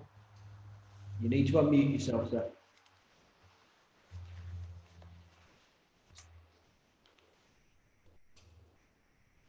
There we go. Yeah, I'm okay. Yeah. Good evening, John. Welcome. Hello there. 3 minutes whenever you're ready, Mr. Padwick. Thank you very much. Transport's a really critical issue for the future, obviously, both in terms of our town centres, our villages, but crucially in relation to KBC's climate emergency resolution. So this strategy is really important for us and obviously for the rest of the region. I note that, can you hear me? I'm getting, oh, yeah. I'll just carry on talking, yeah. Coming through. I note that in the document, the target 2050 for achieving net zero carbon emissions is there. It's not in line with Kettering's 2030 aspirational target. And I'd ask the committee to confirm this will be what we're working towards and feed that into the North Northants response. Thank you. Thank you very much, Mr. Padwick. Thank you. Thank you. I will raise that when we have the working party discussion later on this month. Thank you. Chair, Councillor Padwick, John Padwick seems to have removed himself entirely from the meeting. Does he? If he comes back, then he's down to speak on the next item. If he doesn't, then Okay. I'll send him a message to make sure he knows. Okay. Thank you. So we've got hands up from Councillors Davis and Groom, Chair. Okay, Councillor Davis, please. I think Councillor Groom had a hand raised before. I don't know if you want to go first, Ruth.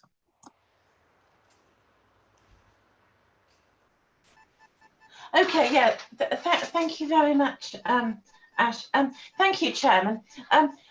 Bearing in mind that that Peterborough and Oxford are included in this, I'm aware that there is a group that wants to put a line in, or I think resurrect an old line between Corby and Stamford. And Corby and Stamford, which has a line to Peterborough. So I just wondered if a note could be made of this. Thank you very much, Chairman. Thank you. I'll make a note.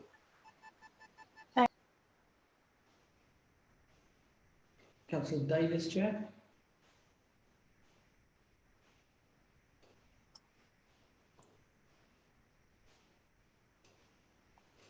I think he's just making a note. Colin. No problem. Are you there?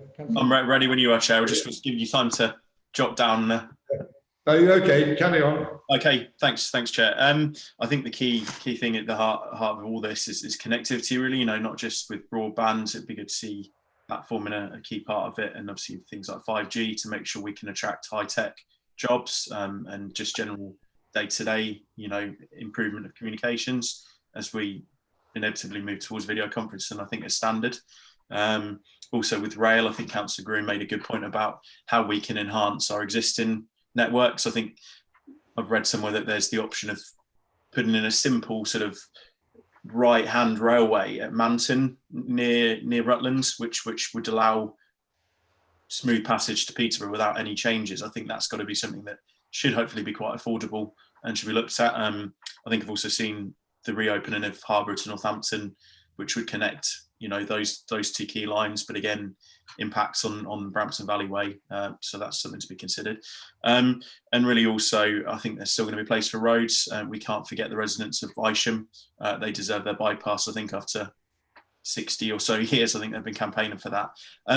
But actually also, you know, A43 dualling, that's overdue, long overdue, and will still be needed.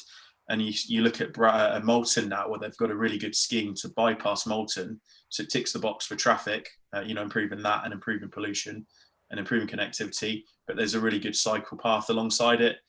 There's bus connectivity, there's good crossings, and also there's some really good, you know, sort of aftermath of the care for the environment that they're put in. So habitats and improving species and kind of trying to combine everything with these big projects. So you tick the box for helping wildlife, helping cyclists, helping motorists, and, you know, finding ways to kind of pull these schemes all along these corridors, you know, to tick all the boxes, hopefully.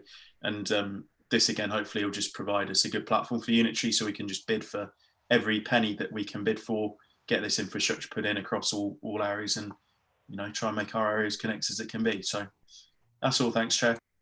Thank you. Councillor O'Hara, Chair. Thanks, Chair. Ash has practically said what I wanted to say, other than we have a lot of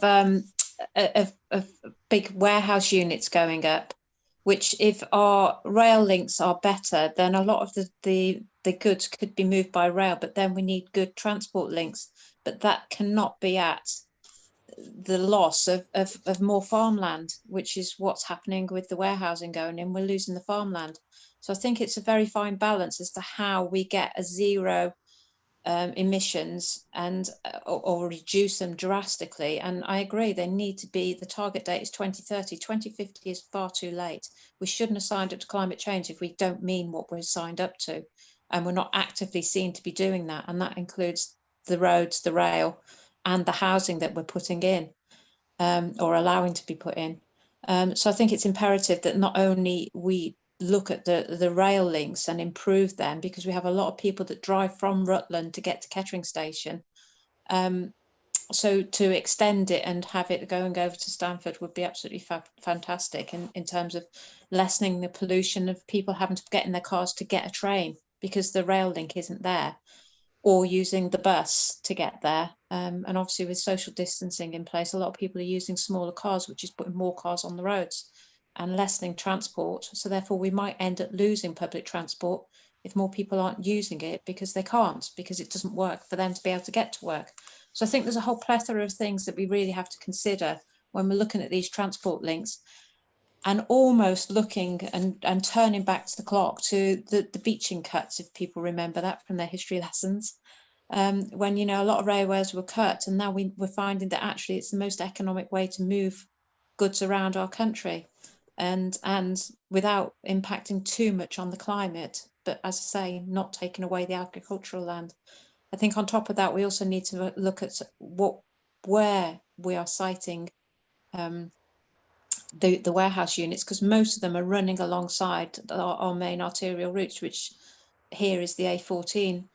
And I think the proposal is that going forward, the link at junction 10 here in Burton Latimer is going to be changed somewhat, in that lorries that presently leave Morrison's, Weetabix, etc., will only be able to go one way, because the idea is that they will link. You can go east, so you'll be able to turn left out of Burton Latimer, but you can't go west. You'll have to go along the A6 and then join the A14. Whether that's still going to be the same, Simon will correct me if that's if I'm wrong. But I think that really does need looking at in the future, because now we've got two great big warehouses going in there, and there's going to be a lot of traffic coming off there for whoever takes on the second warehouse that was passed at planning last Tuesday. So I think that should be noted and taken into account when we're looking at these transport strategies, Chair. Thank you. Thank you very much. Any comments at this stage, Simon? No, I'm making notes as we go along so I can feed in those major points, and they're good points that reflect the Kettering area, so they are helpful and they will make a worthy contribution to the feedback. Thank you. Any other members wish to make a comment on this at this stage? No, I see no hands and movement.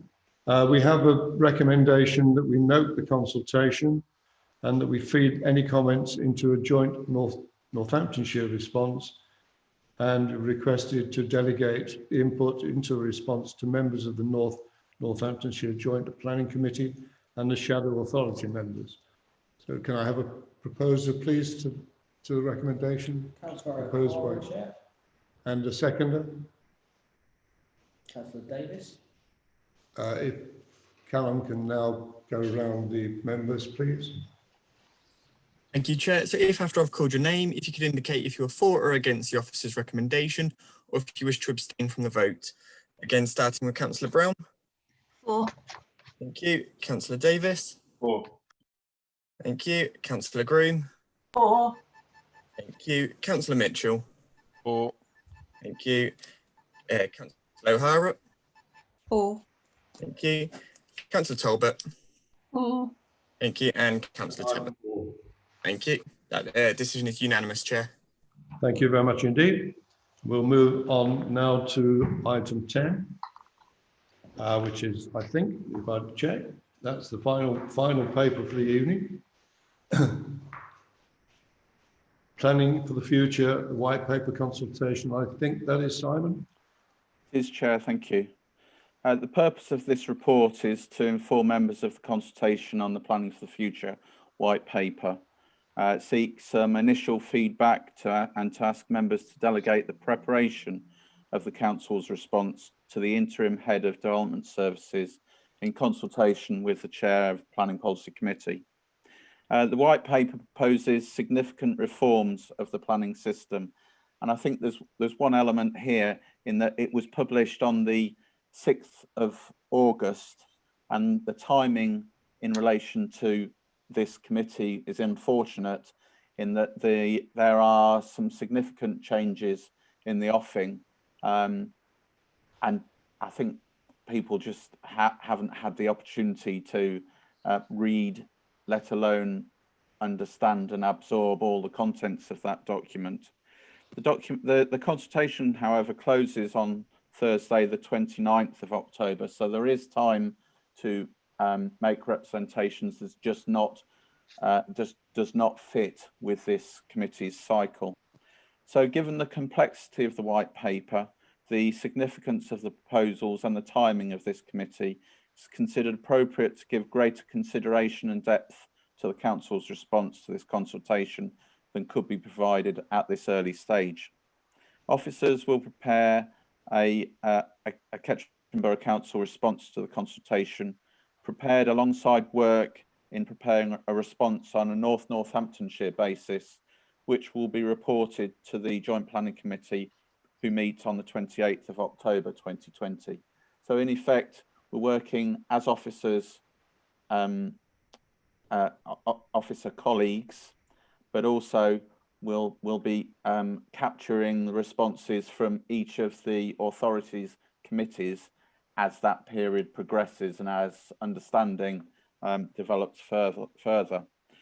Members are asked to delegate the preparation of the Council's response to this consultation to the interim head of service in consultation with the chair. The government has also published changes to the current planning system consultation, and the closing date for that consultation is the 1st of October. The four main proposals there are changes to the standard method for assessing local housing need, securing of first homes through developer contributions, supporting small and medium-sized builders by temporarily lifting the small sites threshold for affordable housing, and extending the current permission in principle. So looking firstly at the, you may well have seen some elements within the national press on some of those points there. Planning for the future white paper. So first, the main emphasis is incorporated within paragraph 2.10. Looking at 2.11, the proposals are set out in 3 pillars, and I propose to take you through some elements of each of those pillars. So the first pillar is planning for development, and that's looking at a new approach to plan making. The emphasis, I think, there is plan making will grow, I think, in its emphasis. Plans should be simplified. There'll be 3 types of land: growth areas suitable for substantial development, renewal areas for development, and areas that are protected. So it's defining it in quite narrow categories, I suppose. Looking at proposal 3, local plans should be subject to a single statutory sustainable development test, and abolition of the sustainability appraisals and removal of the duty to cooperate in a slimmed down assessment of deliverability as well. Then proposal 4, a standard method for establishing the housing requirement figures. Moving on to proposal 6, decision making should be faster and more certain with firm deadlines. Proposal 8, local authorities, the planning inspectorate will be required through legislation to meet the statutory timetable for key stages of the process. So that's an emphasis or an effort around speeding up the planning process. A stronger emphasis on build out through planning. Then looking at pillar 2, that looking at planning for beautiful and sustainable places, to make design expectations more visual and predictable, and ensure that codes are more binding on decisions about development. So a strengthening, I suppose, going on there. The government will set up a body to support the delivery of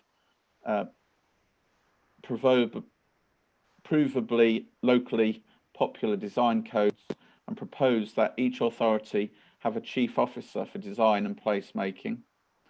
And the government will consider how Homes England's strategic objectives can give greater emphasis to delivering beautiful places. Then looking at proposal 15, the government intends to amend the NPPF to ensure that it can most effectively play a role in mitigating and adapting to climate change and maximising environmental benefits. 16, to design a quicker, simpler framework for assessing environmental impacts and enhancement opportunities. 18, the government will facilitate ambitious improvements in the energy efficiency standards for buildings to help deliver its world-leading commitment to net zero by 2050. And then finally, looking at pillar 3, planning for infrastructure and connected places. This is looking at a consolidated infrastructure levy and providing more freedom could be given to local authorities over how they spend the infrastructure levy. The government sets out that it wants to make rapid progress towards this new planning system. And proposal 23 will develop a comprehensive resources and skills strategy for the planning sector to support the implementation of their reforms. So the rhetoric there is really, it will be quite a different, quite significant changes to the planning system and how the government wishes to see this evolve in the future. Finally, proposal 24 is to strengthen enforcement powers and sanctions. So there's been some issues there in the relatively short period since this report was drafted and prior to that the publication of the white paper. There is this other document that's running alongside it, actually on a shorter time scale, that is looking in particular, I know there's a report out with the Joint Planning Committee that's looking at the assessment of local housing need and how those calculations are made. So there's a detailed report there, and I'm open to any questions or any points of particular concern at this time, so that I'm able to then feed it in to the ongoing work that will evolve over the next 2 months or so, in effect, to formulate a response from ourselves and from the North Northamptonshire authorities. Thank you for that. We've got 3 speeches this evening on this subject. Firstly is Councillor Hakewell, please, if we can invite him in. Councillor Hakewell. Hi, this is getting to be a habit. I can totally understand what Simon is saying. This is the 3rd consultation which the government has brought out in July and August. July and August are always going to be difficult, let alone the stress that's being placed upon us all by COVID. So yeah, I found it hard to read all of this particular documentation. Chairman, I don't think we can just summarily delegate the response from this Borough Council, 36 of us, because this arrival doesn't meet our planning policy timescale.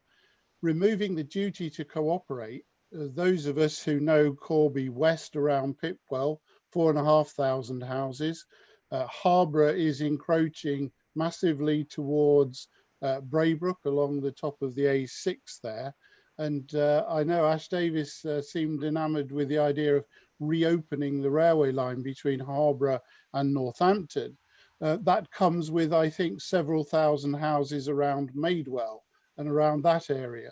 Duty to cooperate, removing it means that we shall not be talking to Daventry or Harborough or Corby. So I think that's crucial. This white paper will affect every single soul for generations to come in the way that planning takes place. The same was said of the NPPF in 2012. It was going to change everything, 50 pages long. And here we are with policies like Travellers and the SSP2 10 years behind schedule. So I don't believe the rhetoric in that way. Basically, this is removing the opportunity for town and parishes and people like ourselves to comment. Government want to pull the strings on planning, get the houses built, and to be damned on what local people feel about it. We've already got a disastrous development in Rothwell North, where a link road goes through houses and it's joined by traffic lights. And that comes back to the joint planning unit and no one really engaging with what was going to happen to the people in that particular area. So I don't think it's satisfactory just to delegate the response. I think there should be a virtual meeting of the 3 geographic forums, and I hope, Chairman, you would support that, so that there can be a briefing such as Simon has given, and that the whole borough and all councillors can get involved in responding to this. Because if we take our eye off the ball, we won't need, Emma, a football playing strategy, because there'll just be houses everywhere. So for goodness sake, don't just delegate this off to a couple of people to decide what 36 councillors and 50,000 people want. So I hope, Chairman, that you will support me that we can get some briefings for all councillors in time to assist Simon with what we as councillors feel, because this is very, very dramatic for our future. Thank you for your contribution. I'm going to bring in Mr. Padwick. Councillor John Padwick, please.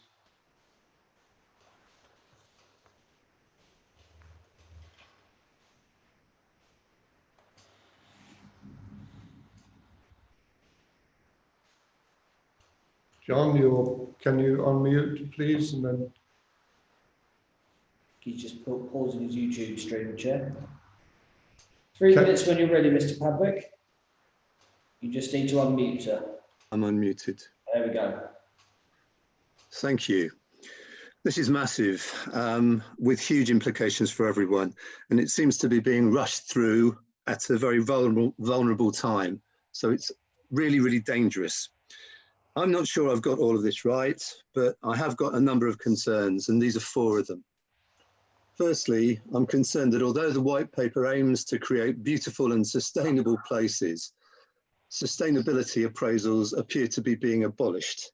How can we be sure that the biodiversity targets in the Environment Bill can be met? First one. Second concern, I welcome the focus on zero emissions, but Kettering's climate emergency resolution again aimed for a 2030 target rather than the 2050 for all homes to be carbon neutral in the white paper. Third one, the aim to involve communities at an early stage in the development of local plans seems great, but how practically can this be done? People have got difficulty in understanding plans at that kind of conceptual distance. And is there seriously a suggestion that local people should not be able to object to planning applications? I'm not sure if I've got that right, but is that really what it's saying? And lastly, I recognise Kettering's need for affordable housing. But this top-down approach is in danger of Whitehall and developers being in control rather than local councils, and is likely to result in a hodgepodge, like Jim's been saying, with developers providing less affordable housing, in fact, than they do currently by reducing their obligations. I'm sure there's loads more concerns that I've got, but those are my 4 main ones. So I'd ask councillors and planning officers to include these in their concerns in their response. Thank you. Thank you very much indeed. The last speaker is Des Dell.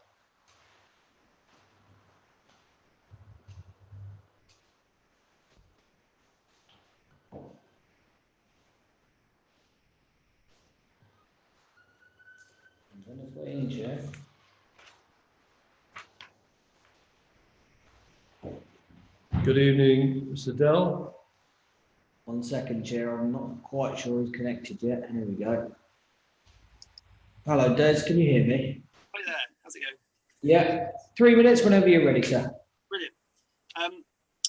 Thank you, councillors and officers.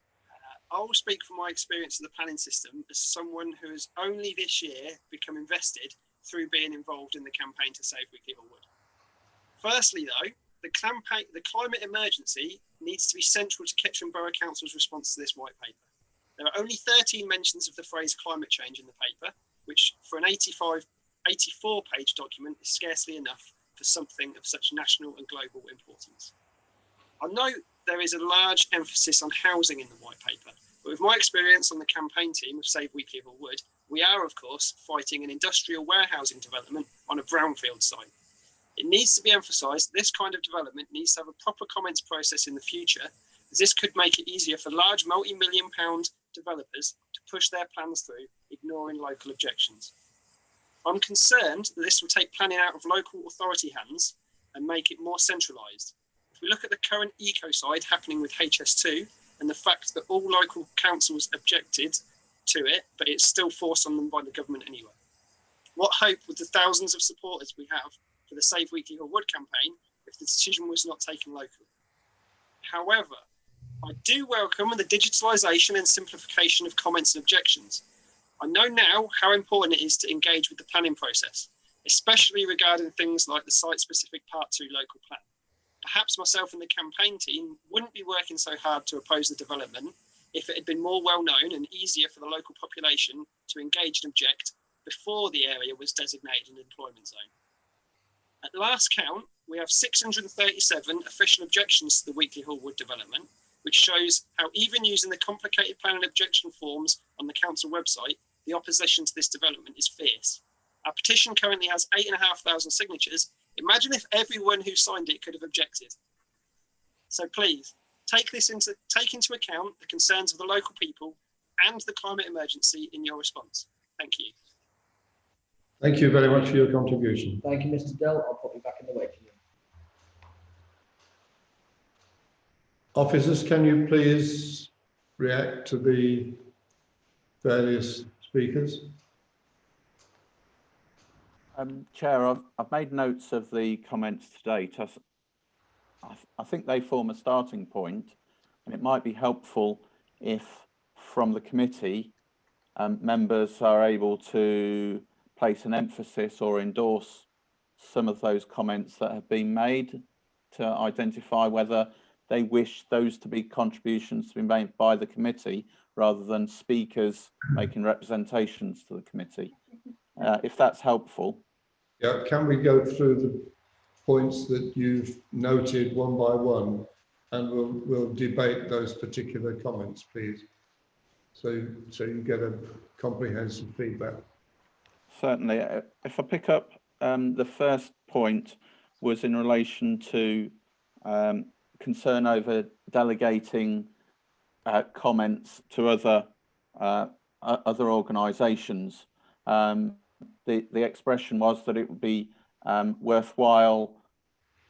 I think it was leading towards this committee meeting again and getting the forums together to better understand and formulate a more comprehensive response on behalf of Kettering Council. There were also within that some examples of where it was felt that poor engagement took place. That being named was Rothwell North, and then how important it was to not take the eye off the ball. The next speaker echoed some of those points. There was a concern about removing sustainability appraisal when they're talking about creating sustainable places. There was concern over the extended timescale. It's this issue around targets of 2050 instead of Kettering's target of 2030. And also issues around the permission in principle. The view there being, I think, that it was extending the permission in principle meant that development proposals may not be properly or fully tested through local authorities. The final point from that speaker was in relation to affordable housing and the concern that there would be a reduction in available affordable housing. And then the final speaker, there was an emphasis around communication again, climate change and the emphasis around climate change. The specific location mentioned on a number of occasions was Weekly Hall Wood. And there was concern that that these proposals is making life easier for the developer rather than easier for interested parties or bodies that wish to make representation to against or to improve development proposals. Chair.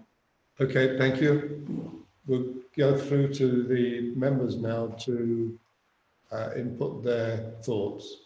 We've got Councillors Mitchell, Davis and O'Hara, Chair. Sorry, Mitchell. Davis and Yeah. O'Hara. Thank you. Councillor Mitchell, please. Yeah, I'm happy to be the person who nominates any of the speakers' things. If you were saying that you'd like it to come through the councillors, my concern, as has already been mentioned, is the idea of planning in principle, especially when it comes to sort of like any areas that are classed as growth, having outline planning permission automatically. That really concerns me. And as you say, with the climate change, we could end up having things put onto us without anything being discussed by councillors. And so I say that's proposal 5. And I'd like that, my concerns or our concerns to be discussed. And so if we can get more debate with more people about this, that would be a great thing. That's all I wanted to say. Thank you. Thank you, Councillor Davis. Thank you, Chair. I have to agree with with the points raised. They seem, I mean, clearly it's not all bad news. There's some good points about energy efficiency and communications and engagement. But and I recognise that the zoning system that is proposed, instead of traditional committee system, is kind of commonplace in the States, in Europe. But my concern really is what people have said: the lack of or the removal of localism.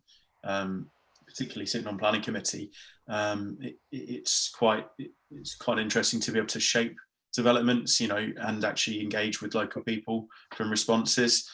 So even if we don't say no to a development, we shape it through conditions. So the developers give us our enhanced facilities, give us our biodiversity, give us our additional affordable homes. And my concern is if we lose that. I don't necessarily think that local planning authorities are the enemy here. I think you have to look at the average, and I think it's like 9 out of 10 housing developments are consented.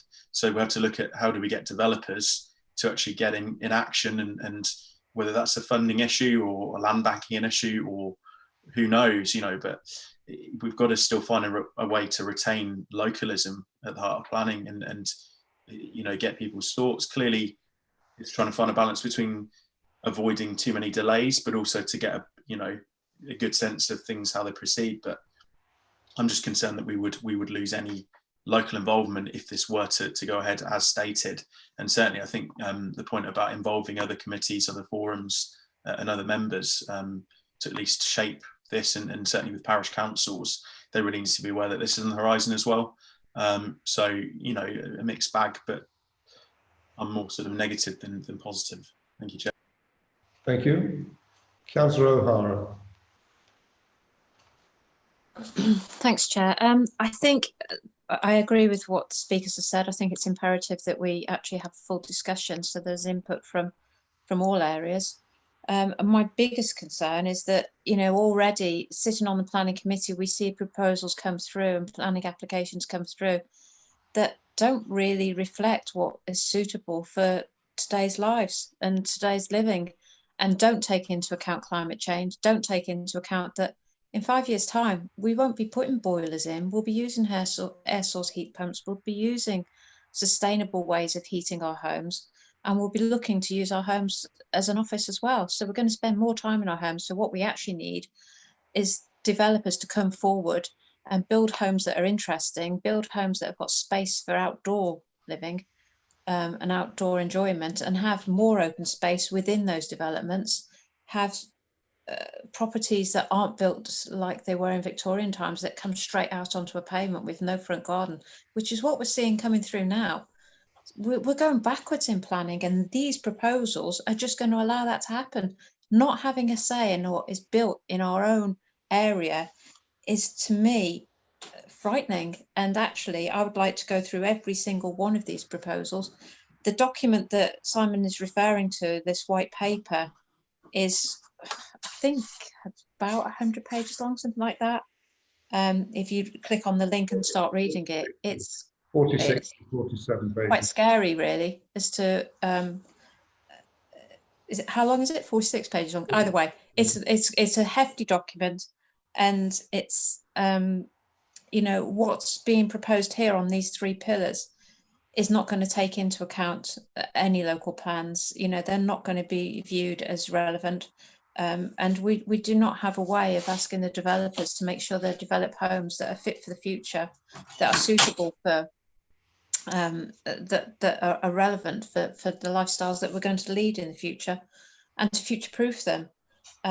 You know, I would really ask, is there a possibility that the joint planning unit can be changed, the meeting can be changed, so that there's a chance to feed in from that what we would like the officers to include as well, because that way it makes it inclusive of the whole of all the councils going forward for the new unitary.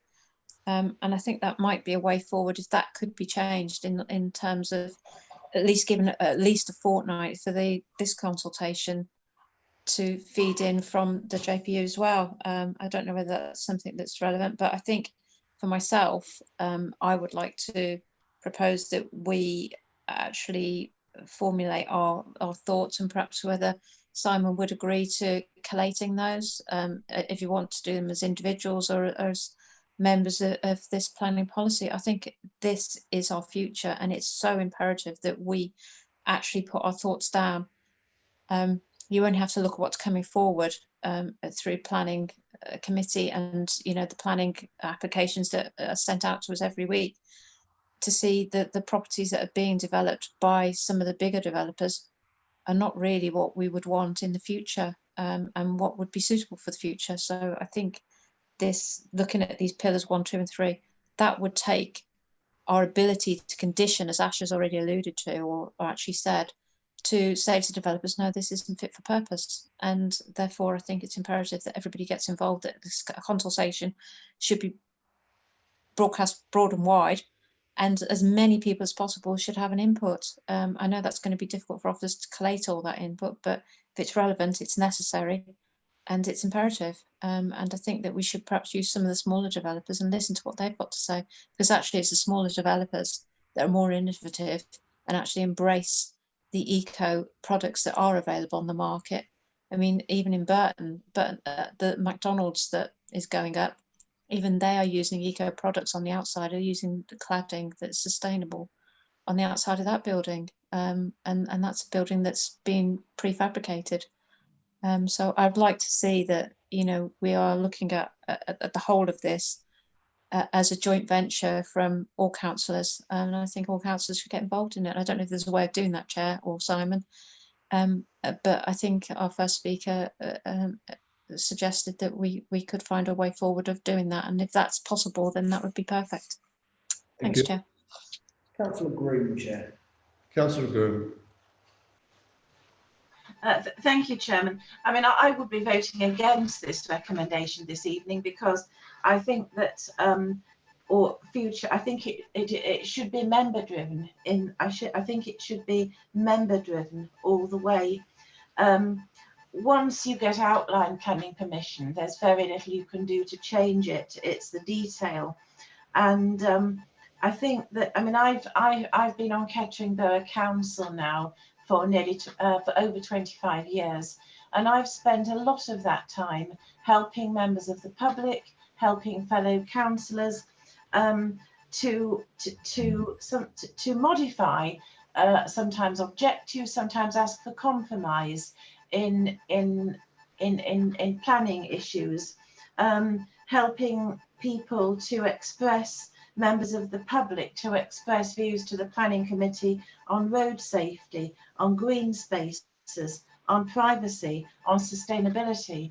And I think that the local people are the experts in their own area because they live there. And I think that we ignore members of the public at our peril. And I think we cannot let this become, we cannot let this recommendation, I would be strongly against this recommendation this evening, because I think we do have to make sure that things remain member driven, because that's what we're here for. Thank you very much, Chairman. Thank you, Councillor Groom.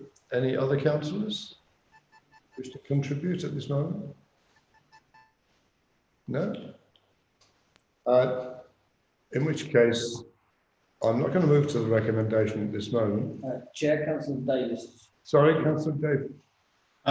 Sorry, Chair. I don't know if perhaps it'd be worth adding something to the recommendation to sort of find a way to include more colleagues in the process. Yeah, I'm not going to the recommendation at this moment. Okay, sorry, Chair. I believe we all have significant concerns as to what is proposed. And I think we need to give our officers the opportunity to study all of those individual items and to come up with their thoughts, because I believe they would be horrified by some of the aspects of the proposal. One that Simon referred to as well is the other consultation that is taking place, which closes on October the 1st. And if that were implemented, it would mean that the number of houses that we are required to produce in, or to approve in Northants would rise from 1,800 a year to 3,000 a year. And that is a horrendous potential problem. These proposals are rather like dynamite, I think, in many respects. It requires our officers to come up with their recommendations, if you like, to us. I do agree that those recommendations need to be seen by us, because we are all rather concerned with what is being proposed. The officers, both from the development services element and also the planning officers, need to put their thinking caps on and come up with their thoughts. I'm not sure how we can actually then feed that into the committee, but at least I think we should send all of those round by email so that we can look at the officers' proposals and then form a view. Councillor Hakewell proposed a virtual meeting, and I would have thought we should be able to fit one of those in between now and the close date for consultation at the end of October. So I would like, if you like, to listen to the officers, particularly James Wilson, to see how we can come up with a modification to the recommendation. Thanks, Chair. I think clearly there's a desire for members to be more heavily involved in terms of the drafting of the response and making sure that your views clearly are reflected in that. I'll have to ask Simon in relation to the timing of the response, because what we wanted to try to do was to align, and they may be different, and I think your strategic director, Rob Harbour, who's working across 3 authorities, has indicated that we should probably put a response in from each sovereign authority, but also a sort of joint response, obviously from the joint planning committee. But we want to have some sort of alignment in relation to responses, given that we're going to be a unitary authority at some point, given that there may also be slight differences there. So it's just a question in terms of the timing and how we actually then get your inputs, how we might set up a further virtual meeting to maybe comment on a first draft of the officer's recommendations. I think I mean, clearly we will have our own professional view on some of these proposals, and I think the white paper, you know, it is a very radical move in relation to, you know, changing the planning system from what we've known since 1947 to a much more streamed down version, speeded up version, you know, much more certain in terms of developer outcomes, but might potentially take away some of the community involvement and you know, engagement. And I think it also, and this is where, you know, some of these proposals just aren't fleshed out at all in my mind, because there'll be unintended consequences that, you know, you change some part of the system and it will have a knock-on effect, you know, in terms of the outcomes further down the line. But what will happen if those proposals come forward is that you'll have to do a lot more upfront work on the local plan. If you're zoning an area to say, we want this to be growth and a permission in principle to be provided, you know, straight away in terms of an allocation of a site, we will have to do so much more work in terms of validating those sites, in terms of environmental impact and everything else. There's members have already said, you know, there's a big question mark over environmental statements and environmental impact assessments. So, you know, that there is so much that the government is wanting to try to change. And, you know, this is only the beginning of the process. But let's find a way that we can get a virtual meeting, a drafted, you know, set of proposals from officers for you to comment and then change around. And then we can feed that into the joint planning committee's response as well. Simon, is that a workable proposal, or am I talking nonsense? My recollection from the reading of the document is it asks a whole series of questions in relationship to the proposals. My recommendation would be that we ask the officers to come up with their professional responses to each of those questions, which we then circulate around the members and try to organise a virtual meeting to discuss those, to agree that they reflect, if you like, our concerns as well. Simon, could you comment on that one, please? So the difference between the two proposals, I think, Chair, is that we provide an earlier version of a draft response so that members have the opportunity to consider the accuracy of that as Kettering Borough Council's response, and that we then subsequently meet virtually to agree the final details ahead of the deadline. I think we're not going to get this one through, are we? I think it needs to make to formulate a response. It should be easier as the period goes on, because there's gathering understanding of the implications, and as we're already working with colleagues elsewhere in Northamptonshire, there'll be some responses that will be the same and we can use those as a basis, and there'll be some responses to those questions that will be different and we can formulate our own individual response to those. James, yeah. Yeah, Chairman. So can I just ask that we don't limit ourselves purely to the questions, because the government will, you know, kind of phrase its questions in relation to what it wants, you know, organisations and individuals to respond on, but we might wish to have a wider range of responses and general comments that we put. So yes, I think, you know, if we use their guidelines in terms of the questions where they're wanting input, but we also put any other comments that we feel appropriate, if that's okay.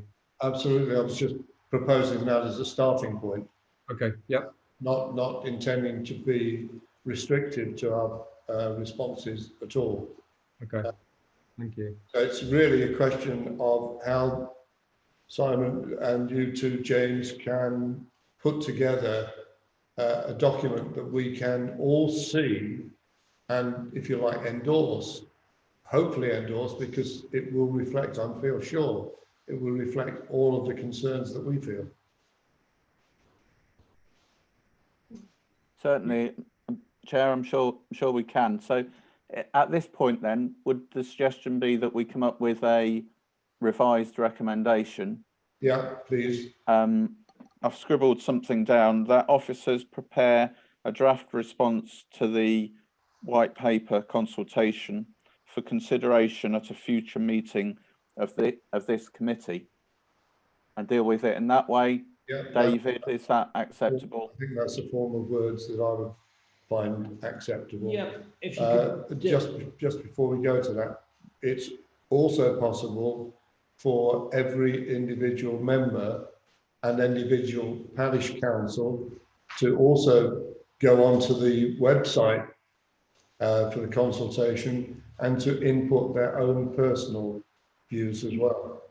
So just come back to that recommendation, Simon, so that we can have a proposer and seconder and move forward. Jan, you wanted... Chair, can I just ask something? Because this document is actually 84 pages long. And you're quite right. It does ask very, well, I think they're loaded questions, to be quite frank, yeah. Because the first section asks you, what 3 words do you associate most with planning system in England? Next question is, do you get involved with planning decisions in your local area? And then if no, why not? And the questions are, you know, that question says, don't know how to, it takes too long, it's too complicated, I don't care, other, please specify.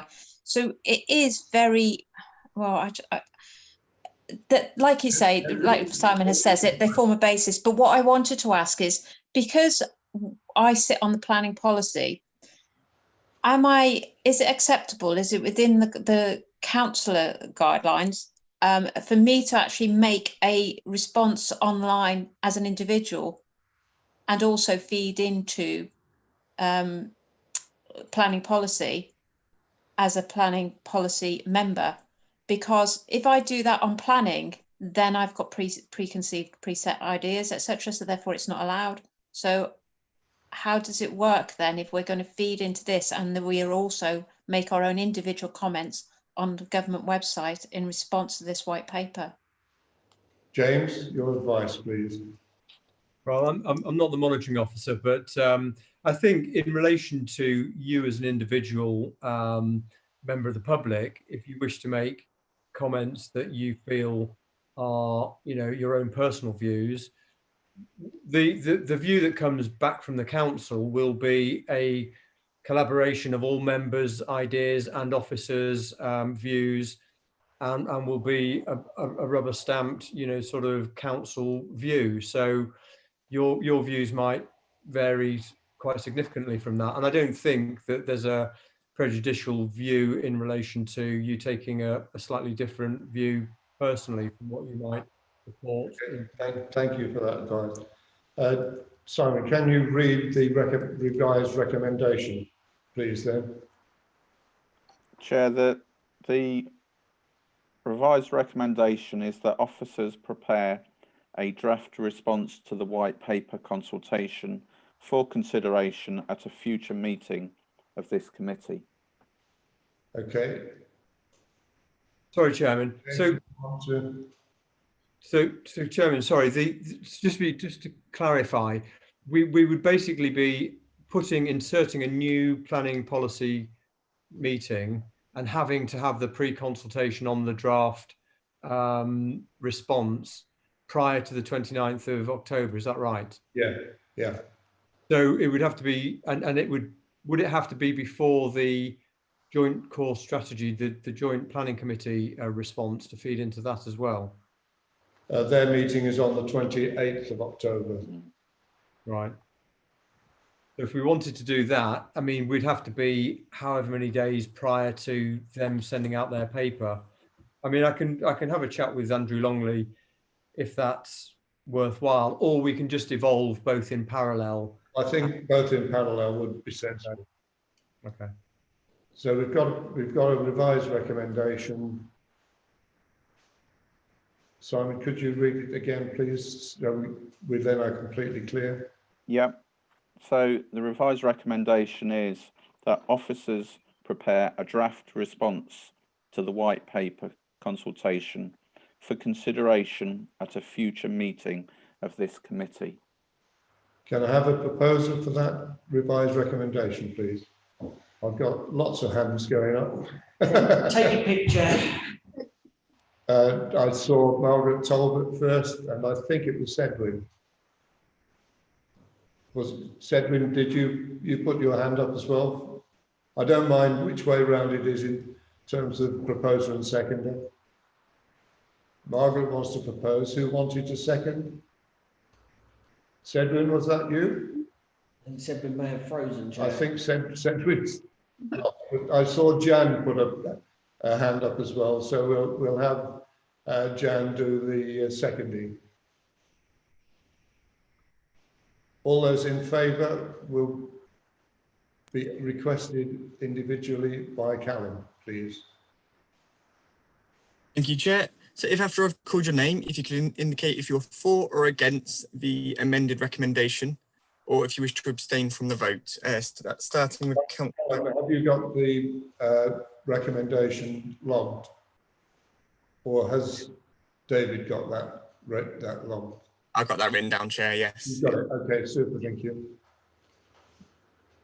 Councillor Brown, can you hear us? I've got a terribly unstable internet connection, so I've missed virtually the whole of the debate on this item, I'm afraid. I think it would probably be best. I keep getting bombed out if you and then having to reconnect. Abstain for this one then, Sedwin, please. Would suggest. Callum, did you want to start the vote? Yeah, so just moving on next. So we go Councillor Davies. For. Thank you. Councillor Groom.